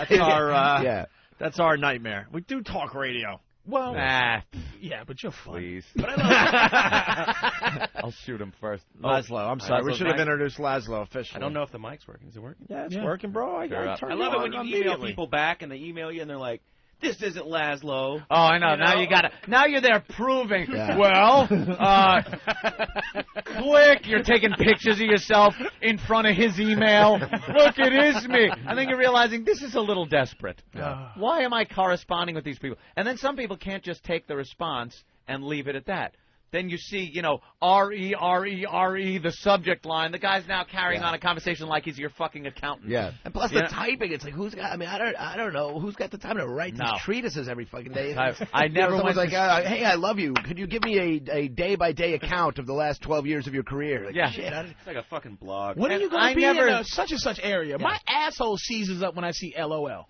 Oh. When I see LOL, I just go, I'm done with this shit. You don't like RO? That's cute. A roll on floor. Don't know what it means. I never typed either. I never took a typing fucking class. So it's one finger at a time again, and I'm answering people like, this guy needed a simple thing, and it took me 15 minutes to answer him. Yeah. Great. Now the other few emails that I got to get. So some of them I just blow right Well, they're off. always like, also for every 10 good ones, you get these good ones, and there's always the one. You can have 100 good ones, you get that one evil one that just gets under your skin and ruins your whole week. You're like, great. I'm glad I bought a computer. There's a virus now that chats with you before it infects you over AIM. Really? Yeah. Speaking of LOL. So you think it's somebody chatting? Yeah. They send it sends you a file, and you can chat with it. It's a bot. And then you open the file and you're infected. I would never open that file. I would never chat That's with how it people. happens in real life. Right. Yeah. Chat. Yeah. Shit, that was easy. Right. You got there the you go. HIV. Yeah, got a virus. Some bitch goes, LOL. Oh, yeah. No, I'm your asshole now. LOL, Daddy. Quiet ones. You got to go with the Tricky quiet bitch. ones. The fucking McAfee ain't getting rid of that shit. See? Yeah. We got McAfee. to figure this shit out because we got the Tourette's guy and Big A. They want to do the news, and then we could comment and shit on that. Yeah. We got Greg wireless. Giraldo. He's at Caroline's this weekend. Yeah, we got the wireless set up. Definitely Laszlo wants to check do a that little out. tech talk. I picked up Fear, that game Fear. Did you? That's pretty good so far. I played the demo, and it scared the shit out of me. I'm sitting there playing a video game where I'm actually going, ah! Ah! There's scary, like, girls in it, like The Ring or The Shining. Anytime there's creepy little girls. There's that where you'll be walking through this hallway, first-person shooter type game, and the lights will go out, and you turn on your flashlight and turn around, and there's just this creepy thing right on the monitor at you going, bah! It just scares the piss out of you. I've done that. So that's my game pick of the week. I've done that with Doom 3. Doom 3 is pretty creepy, have too. the surround sound on and just scare the And that's shit a out lot of where you need to turn on your flashlight a lot to check shit out. Laszlo, we're playing GTA for the PSP. I'm loving it, but I got one question. Yeah? Why the made-up music instead of the real music? Rights, right? They couldn't get the rights. rights. Expensive.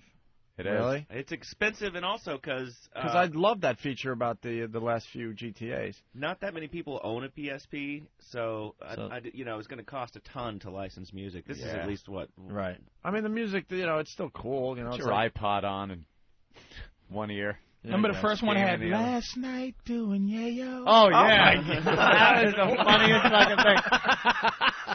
And you watch Scarface and go, yeah, that's the song from GTA. They sent everybody that did the Pamela Anderson roast, they sent PSPs to, and cool. I never got mine. What is that? They give great gifts for them, man. They really do. I was the first one to have an iPod, man. First motherfucker. Yeah. Really? Didn't mean nothing to me, but it was like they give great gifts. Those little The Pamela Anderson roast was just hilarious. That was brutal, yeah. It was just hilarious. Wow, was that the one with bloodbath. Courtney Love was just completely out of it. Yeah, and they didn't even show. I mean, like the stuff that aired on TV. Was Yeah, like I heard that tiny most part of it. She was a mess the whole time. Really? You want to see? I think. Do you have it popped up there? You want to see what our friend Jimmy fucking Norton is doing out in Hollywood? This cocksucking. As we're doing the back here in New York, Where this he's sitting motherfucker here. Here's a picture is of becoming him a star in front of our eyes for HBO. and Scarlett Johansson with their arms around each other, smiling. Holy How Lord. much does that just annoy the shit out of him? Here, turn around, show Greg. He doesn't deserve. Even if right after that was snapped, she walked away in disgust. Wow. It annoys me that he even got to that point. What is she in? And I'm bothered that he doesn't even call us to tell us that this went down. She was in The Island. She was in, she was in everything. I want to smell his elbow. Yeah, right? Yeah, you're at that point where you're finding out about your friends online, instead of your friend. Yeah, he didn't call. When did he call us? Yesterday? I don't know. We're we working our asses off, and this guy is in Hollywood skipping around meeting all the big wigs. I would call that hobnobbing. Don't you know Norton is an upwardly mobile little twerp? He will collect at anything that is bigger than the thing he was connected to He's a tick. earlier. Yeah. He's a tick. He gets on you. He engorges himself off your blood, and then jumps off and finds another thing to just sink his face into. He's really one of those fish that swim at the bottom of other fish. Yeah, the little fish that's on the bottom of the shark. The shark is there ripping apart something, doing all the work. And the little thing is like just latched to you going, oh, I'll take that tidbit that fell out of your jaws. He's a hairless laughing hyena. I can't wait to see the Photoshops for that one. Laszlo, what do we got going on today? No, never took down an animal in his life. Just sits there and munches on that zebra thing the lions fucking took down. I'll eat the hoof. Ain't no problem with me. Bitch, and now he's arms around Scarlett Johansson. Let's get some Laszlo, and then we got to get the news guys in. Yeah, you guys were talking about the PSP. You know, TiVo is planning on allowing people to download shows from their TiVo to the video iPod or the PSP, and now NBC is thinking about suing. Now, why? Because they want to sell shows. They want to sell their revenue shows. Model now. Right now, I know I can download The Tonight Show to my phone, as well as Knight Rider. Why they made Knight Rider available for download? Why would whose fucking thinking is behind this? Tonight Show that with all the and shows Knight that are Rider. available, Knight Rider is going to be with like, wow, I got to download an episode of Knight Rider. There's Law and Order, Dragnet, Adam 12. It's like some classic old shows. But they want to sue. This technology is like the Wild Wild West. Again, it's probably the cost of the rights. It's all just being figured out in front of our eyes. Well, TiVo figures, you know, you're paying for cable, and it's on your box at home. You should be able to take it with you, you know, on the train or the plane. completely agree. With you. And NBC is like, screw you. We want you to pay twice for the same content. Yeah, you're paying for it. Especially the cable shows where you have to pay the extra for the cable to get the HBO and all that. You should be able to download all that shit to right off source. of your TiVo. And Sony's planning the download service so you can download shows. That's a new thing. They're ignoring the consumer. We're going to start paying for things 3-4 different times for the same piece of music or TV show. But here's what's crazy is the shows will expire in Sony's grand plan. So you download it. So it's like paying for an MP3 off of iTunes, and then 3 weeks later it just stops working. It's gone. You'd have to download it again if you just and wanna. pay again. Wow, that is really a ripoff. In the end, we'll get screwed again. We'll get screwed again in the end. We had him with that Napster for a while, but now didn't we have him? Oh, we had him against the ropes. We had him. Yeah, fuck buying that. I'm downloading the whole thing. I'm burning it for my friends. That's right. We Go had fuck him. yourself. You're never ever getting. But now payback's gonna be a bitch. Thanks, Lars. You little cunt. Oh, they're locking fucking shit down. Lars. So logistically, is it illegal to take when you buy a Yes, CD I'll from just say yes. Tower Records and you go, dude, here, burn that, and now you have it. Do you understand? That's illegal also to do that. What? Are you burning a copy and handing it to a You're friend? burning a copy of a copy that you bought. From, We got away with that from store. we got away with that for maybe 2 weeks, and then they figured that one out. And remember, But you used no to be one able can to catch you to do that. I just burn it on my computer and then burn it and then give it to. There's copy Any protection. copy. People are saying, Right. what's the difference between when you used to do it with cassettes? Right. Remember when you used to have the double cassette? The double dub cassette. tape? That was technically illegal though. Technically, it was legally. It was technically. It was not legal to do that. Well, No, it's I under don't think fair so. use. If it's just for you, if you're making a backup copy for yourself, Yeah. and that's one of the big stinks that people have with DVDs is you like sneeze at a DVD and the thing stops fucking working. So you should be able to make a backup of, especially parents. You know what like else? The kid touches the DVD and it just scratches. You know what it is with the cassettes though. Also, you couldn't dub off one cassette and then shove it into your phone and have it go to 800 of your friends. Right. You know, that seemed to be... I don't think they really cared if Yeah. you were dubbing off a couple of cassettes and giving them to your buddies so they could play in their El Caminos. But that's what seems weird about it. Where they're like, well, yeah, this doesn't. It's the same law, except that now the technology's better. Like, yeah, well, that's how it works, sweetheart. Yeah. You know, Yeah. but you can't screw us retroactively. Now this is really affecting our money. I know later. You're gonna pay, you motherfucker. You gotta keep paying. Keep fucking paying us for the same shit. Dude, they're talking now about mobile phones with printers inside. Oh I swear to God, in Korea. So you can print out a picture? So that yeah, you look can at that. take pictures and print them out on the spot. So it's like we've come right full around to the Polaroid. It's a Polaroid phone. Yeah. Great.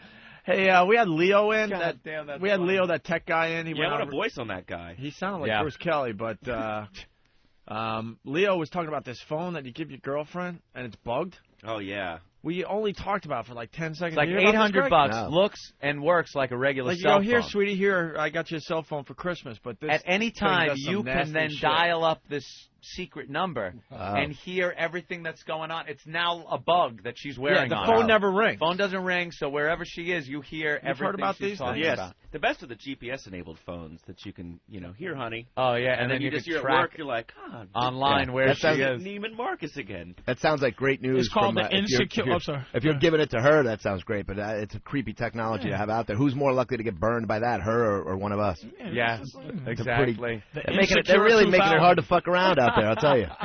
Insecure 546 by Samsung, where you can't pussy ass. You're chasing your girl every 5 seconds. Leave that bitch alone. Invent that phone. Invent to leave me alone, bitch. I'm checking on my girl. She is popping somebody right now. That's how I feel about it. I'm not supposed to know. That's what cheating is. Yeah. Bunch of pussy ass. That's nerdy gadget shit. But Laszlo's like a hip dude. It's like you can't nerdy ugly motherfuckers invent shit like that. Angry. Cool people. Right. Angry nerds. It's people that are angry that shit happened to them, and they now want a solution. The chick's not the one that's going to use it. They never figure out how to use any of this. No, they're not the one that's going to buy it. You just give it to them and they carry it on. But somebody will. The guys are always the ones that end up getting caught. Nobody catches their girlfriend anymore. It's always the chick somehow figure. These girls can't. They can barely log onto the computer, but when they want to catch you, they somehow become fucking Bill Gates. Really? But see, he's faithful, and he's in a love. Here's why I got a girlfriend now, because I had her pimp that she didn't have to be my girl. Like this whole, hey baby, it's nothing but a. Let me tell you something. It's nothing but a title, ho. So what happened is this bitch saw me shopping at the supermarket. And saw me put my goddamn code in at the supermarket, and she figured when she went to check my phone, it had a code. She put the same supermarket code in, the bitch saw all the, hey, I'll be there tomorrow night to squeeze your ass as soon as I get rid of this hoe. And so she's like, you motherfucker. And I go, look, we don't really go together, but now we do. So let's start all over. Now that's why I'm in a relationship now.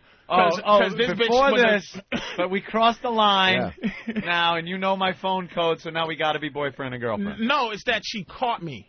So that was her vindication. That was her. You didn't unload on her for fucking. No, I was actually slipping your code. I was mad at her for letting me know and for giving me because I tried to teach her. Oh, you just figured she should have used that as just entertainment for herself. That Patrice. What a pisser. Why'd you give me fuel, bitch? I'll never admit it, but now you admit to being a sneaky bitch. But I'll never admit to that. Oh, baby, it was pillow talk or whatever. I'll never admit to that. But you admitted to checking my fucking phone. Oh, man. I never thought I'd hear Patrice use the term pillow talk. Yeah. Pillow talk. Just have a little pillow talk, huh? It's just nothing but bullshit, bitch. I love that whole relationship. Yeah. Well, she found out that I was fucking around, so she insisted that we become boyfriend girlfriend. She was trying to leave me, and I said, look, how can you leave somebody that you really ain't with? So let's be together now. There you go. Jesus. You are way to turn that around. Yeah. I cannot cheat. I am incapable of cheating because it stops being cheating within hours. I am so bad at it. Like I'll go from a girlfriend and then there's no hiding it. I'll bring her home. I'll bring her fucking home. My girlfriend knows when I'm cheating. I don't try to cover it up. It's like, that's it. It's over. So a girlfriend will know when I'm fucking cheating because it's over. What are the signs? It's just over. The signs? Yeah. The signs are, here's my new girlfriend. So she's like, wait a minute. He's not even lying, Where were you, Anthony? He's got some stories. I was fucking another bitch. Yeah. I have another guy. What was that receipt I saw for the thing? I bought my new girl something. I bought my new girl something. And get the fuck out. Oh my God. That's based on reality, by the way. I can't When Ant's ready to go, he's got some things I'm incapable of cheating. Hey, what else, Laszlo? I want to try to get these guys into. He's losing his fucking mind, man. Tourette's guy is like, I think he's really nervous because he's got some. You notice a couple of the guys next to him are starting to twitch? Like they've been looking at him so long. I'm noticing them. This may be scientific. Tourette's may be contagious. Contagious. Contagious. Dude, we thought he was losing it the other day. He's out of his mind. He's really going crazy. We got to bring him in. Supposedly sex cools it down. Like I know a guy with Tourette's. He said when they get sexually attracted, it kind of settles it down. My old drummer so for a band I was in had Tourette's, and he when he would play drums, he was fine. and he said when he was having sex he was fine. In between that, it was a lot of, sniffling and stuff like that and making. Opie looked like he had it when they were playing that Howard clip. His face is all. I thought that guy was supporting me, and then I realized it was Louis the Tourette's guy. I thought he was like, with anger, but no. All right. Why don't we get those guys in as Lazo? You got something else?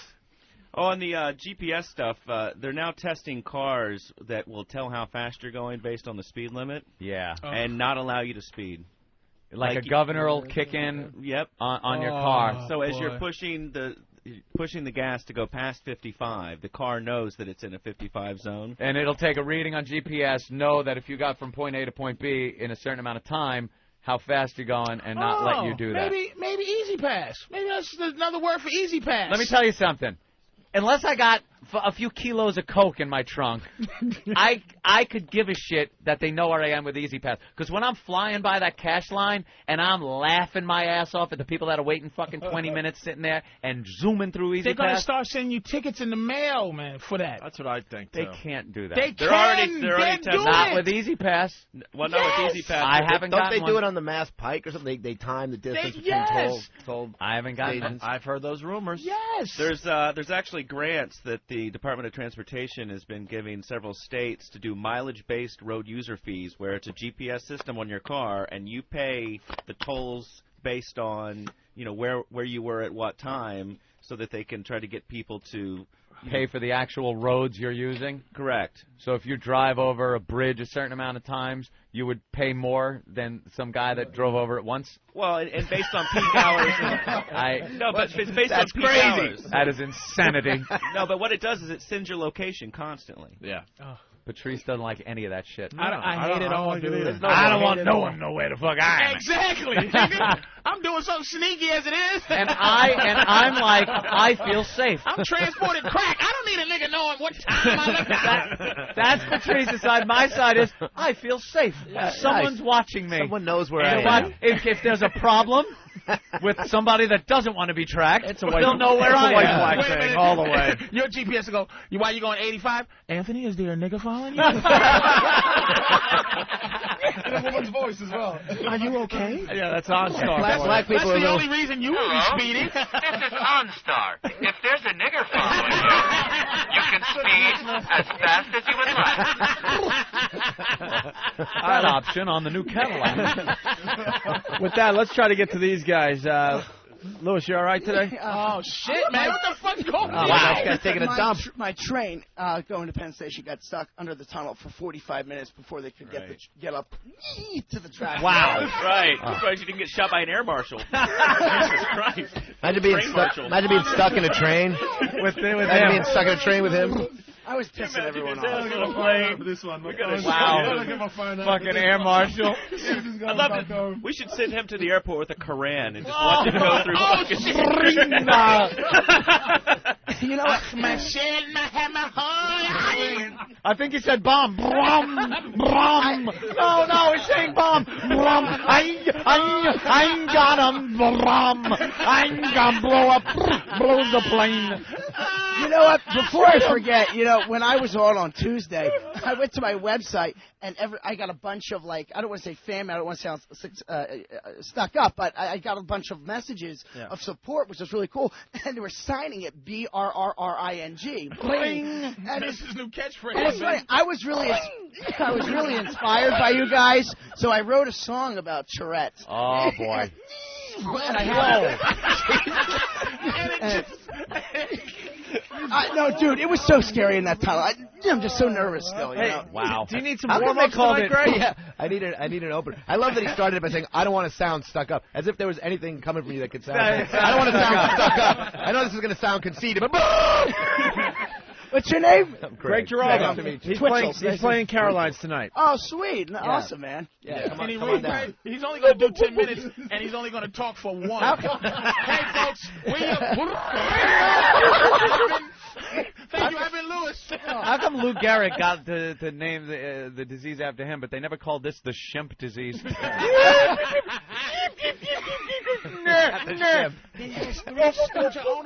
Oh, my God. Hey, this song's really long, though, man. Well, you can play part of it. I don't give a shit. It's really long because Wow. That is a bitch, man. It's only 3 minutes, and you could play whatever you want. That is a bitch. Greg, he's got a touch of the Jerry Lewis. Greg, we have to let you in on something. What day did he come in? What day did he come in? What do you mean, like this week? Was it last week? Well, I first met you when I came in with Scotty Schwartz. Oh, last Friday, right? Yeah. A case of Jerry Lewis. He came in earlier this week, right? And we were betting to see how long he could stay silent before he made a noise. That was an amazing He's been segment. misdiagnosed with Jerry Lewis. We actually found out he's got full-blown Charlie Callis. I'm not Jerry's kids for nothing. How come you're not yelling out? How come you're not yelling out racist? You're infected with Frank Gorshin.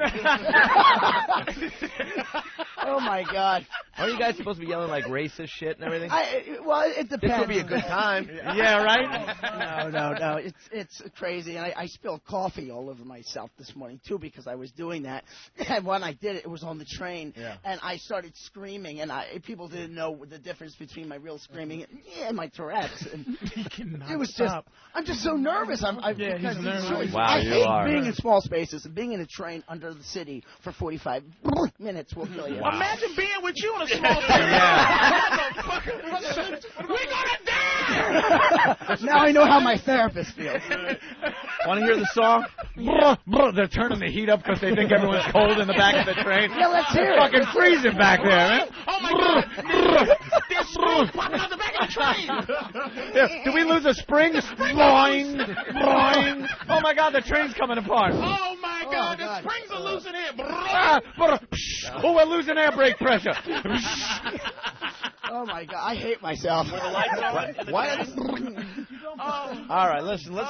Can you picture everybody walking through the other car while he's on there boing, and he's just everybody squished into the car next to him, pressed up there, waiting for it to blow up? I was the only person with a three-person seat, and I was the only one in it. Sure. Why are the sounds funny?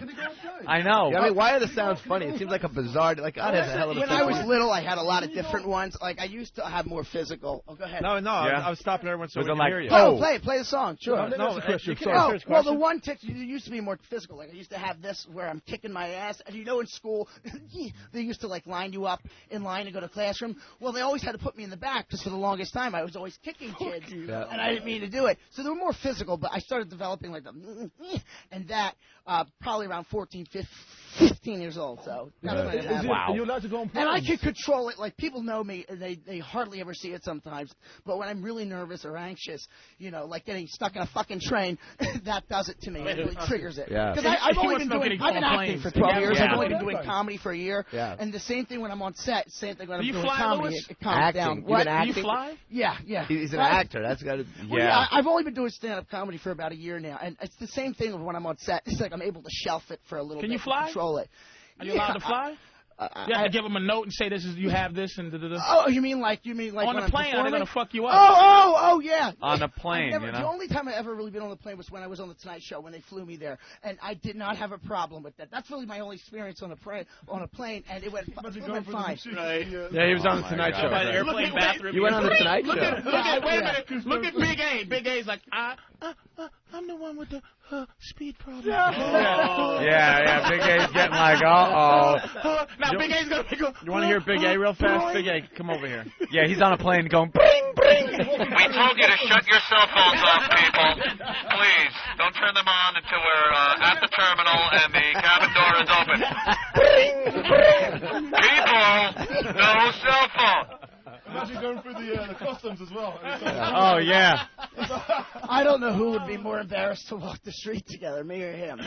I'm just picturing him. I'm picturing him on the Tonight Show, like him and Leno. That must have sounded like a fucking macaw kid. Kevin Eubanks was messing with me. But, they were cool. He's getting stoned. Help! I heard getting stoned. Help. Look at Big A. Big A gonna kill him. I just wrote a children's book, so for now the answer's no. But yeah, it does. You're gonna get it now, motherfucker. All right, Big A. What do you think?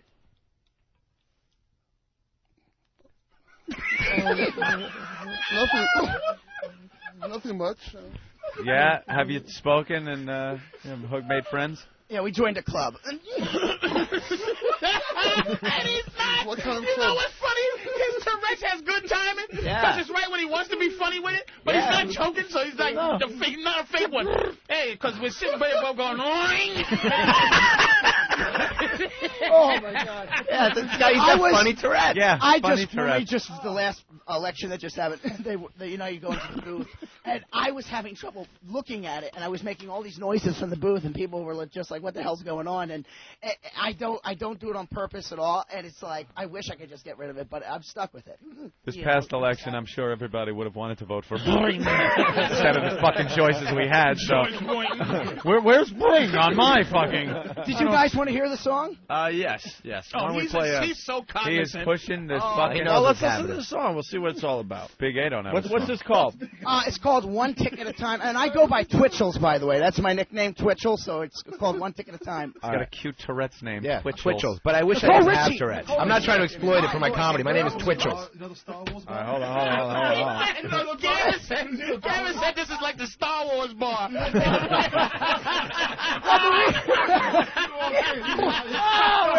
Where's the music? The reason why I go by Twitchels. Tell him what he missed yesterday. Half a Hulk face. Oh, He missed half a Hulk face. My half a Hulk face friend doesn't like you. I don't like you either. Is that Chewbacca or is that Lewis? Both of y'all shut the fuck up. Boing! I have the death sentence in 5-star system. Bring. The Boing system. Bring. He just Tourette's his headphones off. Yeah, he Tourette's his headphones went flying. We should give these two guys a show Saturday night for a one-shot deal, a couple hours. Sure. Obi-Wan Kenobi. Guys, play the song. I want to hear what you think about it. All right. Wow, my God, all day with this. Cocky. Like a cocky motherfucker with the song. Let's take a listen here, guys. Hi, boys and girls. My name is Twitchels, and I have Tourette's syndrome. Now, many people ask me what it's like to have Tourette's. So basically, what I want you to do is stick a cork up your ass, jump up and down like a crazy man, and tell everybody to fuck off. And that's basically how it feels. People think I'm pretty crazy because I grunt and twitch. But what they don't truly realize is that my life's a bitch. I have this thing called Tourette's syndrome. It makes me cough, run, and scream. I wish I didn't have Tourette's syndrome. I'd rather have a wet dream. I slap myself, I scream at the cat. I only wish I could stop that. I bang my head and slap my knees, but I have to admit it's a fun disease. It's Tourette's, making life very hard to live. It's Tourette's, making life very hard to live. I was having sex. All right, that's fine. I think that gives a good. It's kind of a cross genre, you know. It had a lot of really different is. styles. It went from a lounge to kind of almost a poppy thing. It's too good. Is what it is. Stadium. And yeah, was he all Did you see him freaking? snapping, getting into it? Yeah. And I'm hot shit. How come some diseases it's fine to do that with, but you can't be like, I got a brain tumor. I got one. Sometimes I go blind. Yeah, this is as far as diseases go, this is a good, funny one to have. Yeah, it's a funny disease to have. You could write funny songs about it. Yeah, and it's not life-threatening. So it's not like I'm going to get hit. Yeah. It's not like prostate cancer. I got the prostate. You got a fun disease, my friend. Well, thank you very much. I try to make it fun. Spread in the news. It's swollen today. All right, listen, we're running out of show. Greg Giraldo at Caroline's this weekend. Thank you, guys. These guys, you want to do a little news or what? Sure, why not? All right, they got scripts and everything. Big A has been shortchanged this whole thing. Let him start. Please, Big A. Well, they got a script. Lou has one line, and then Big A has a nice big paragraph. So here we go with the news with Louis, the Tourette's comic, and Big A. Good morning, everyone. I'm Louis Twitchell. I can't even do it. Yeah. Good morning, everyone. I'm Louis Twitchell Santani.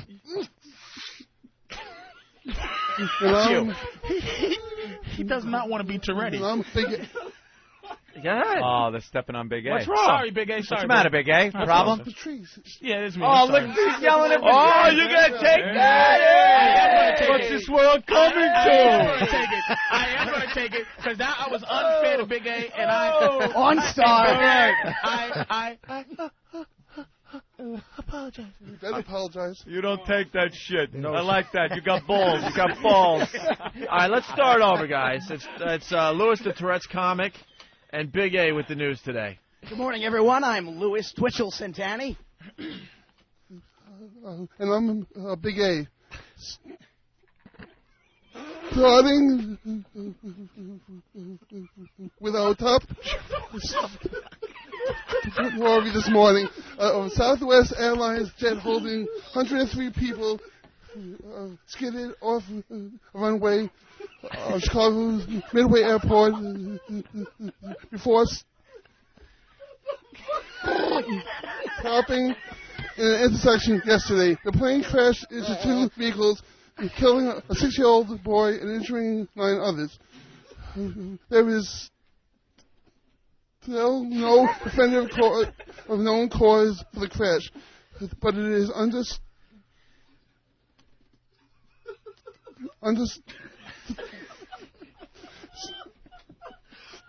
that the nose gear collapsed at some point after the plane landed. Twitchell? Oh, I have a line. Thank you, Andrew. A powerful snowstorm, which has taken already 13 lives across the Midwest, is now hitting the northeast. Accumulations are expected to range from 2 inches on the coast to 10 inches further inland. The snow has caused major traffic delays, so make sure you'll be plenty of time to get to work this morning. Back to you, Big A. That's right, Twitchell. And it's... We're never getting laid. And it's... They put so many ST words in this script. Listen, it's always ST words. Tough. We did this on purpose. We wrote it with a lot of ST the words. White House... Hayden, yesterday, the 2 federal air marshals appeared to have acted properly when they shot and stopped the life of agitated passenger, Rigoberto Alcazar, who claimed to have a bomb stored in his backpack. Stored. A bomb stored in his backpack. How do you use the word stored? Just using a lot of ST words. Twitchell? Oh, shit. The fate of Crips co-founder Stanley Tookie Williams was handed to Governor Arnold Schwarzenegger on Thursday. Los Angeles County prosecutors said he should be put to death for 4 shotgun murders in 1979. Andrew. Thank you, Twitchell. This is like the crack news. Let it go, man. Go ahead, Big A.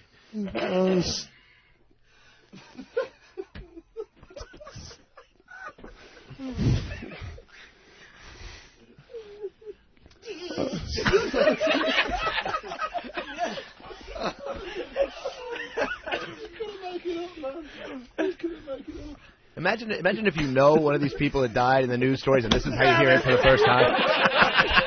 Greg Giraldo at Caroline's all weekend long. I'll be there tonight. Go ahead, Big A, your story. Big A, man. Come on, we have 3 pages left. Jesus. Come on, man. Running middle school teacher Deborah Favre had a plea deal rejected and will now have to stand trial for allegedly having sex with a 14-year-old student.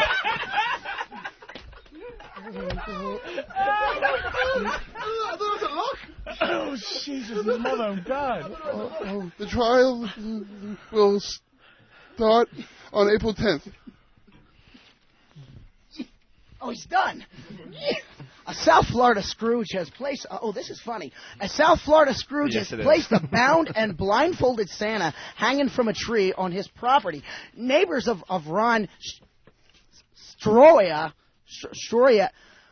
Ron have requested that police take down the twisted site, but the display is located on private property and does not violate any laws.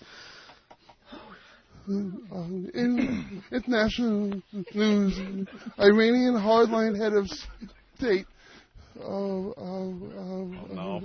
Mahmoud Upper Nagad has again started the controversy for his recent stance suggesting that the Jewish state of Israel should be removed to Europe and that the Holocaust might not have happened. The United States government has condemned the statement as, quote, appalling and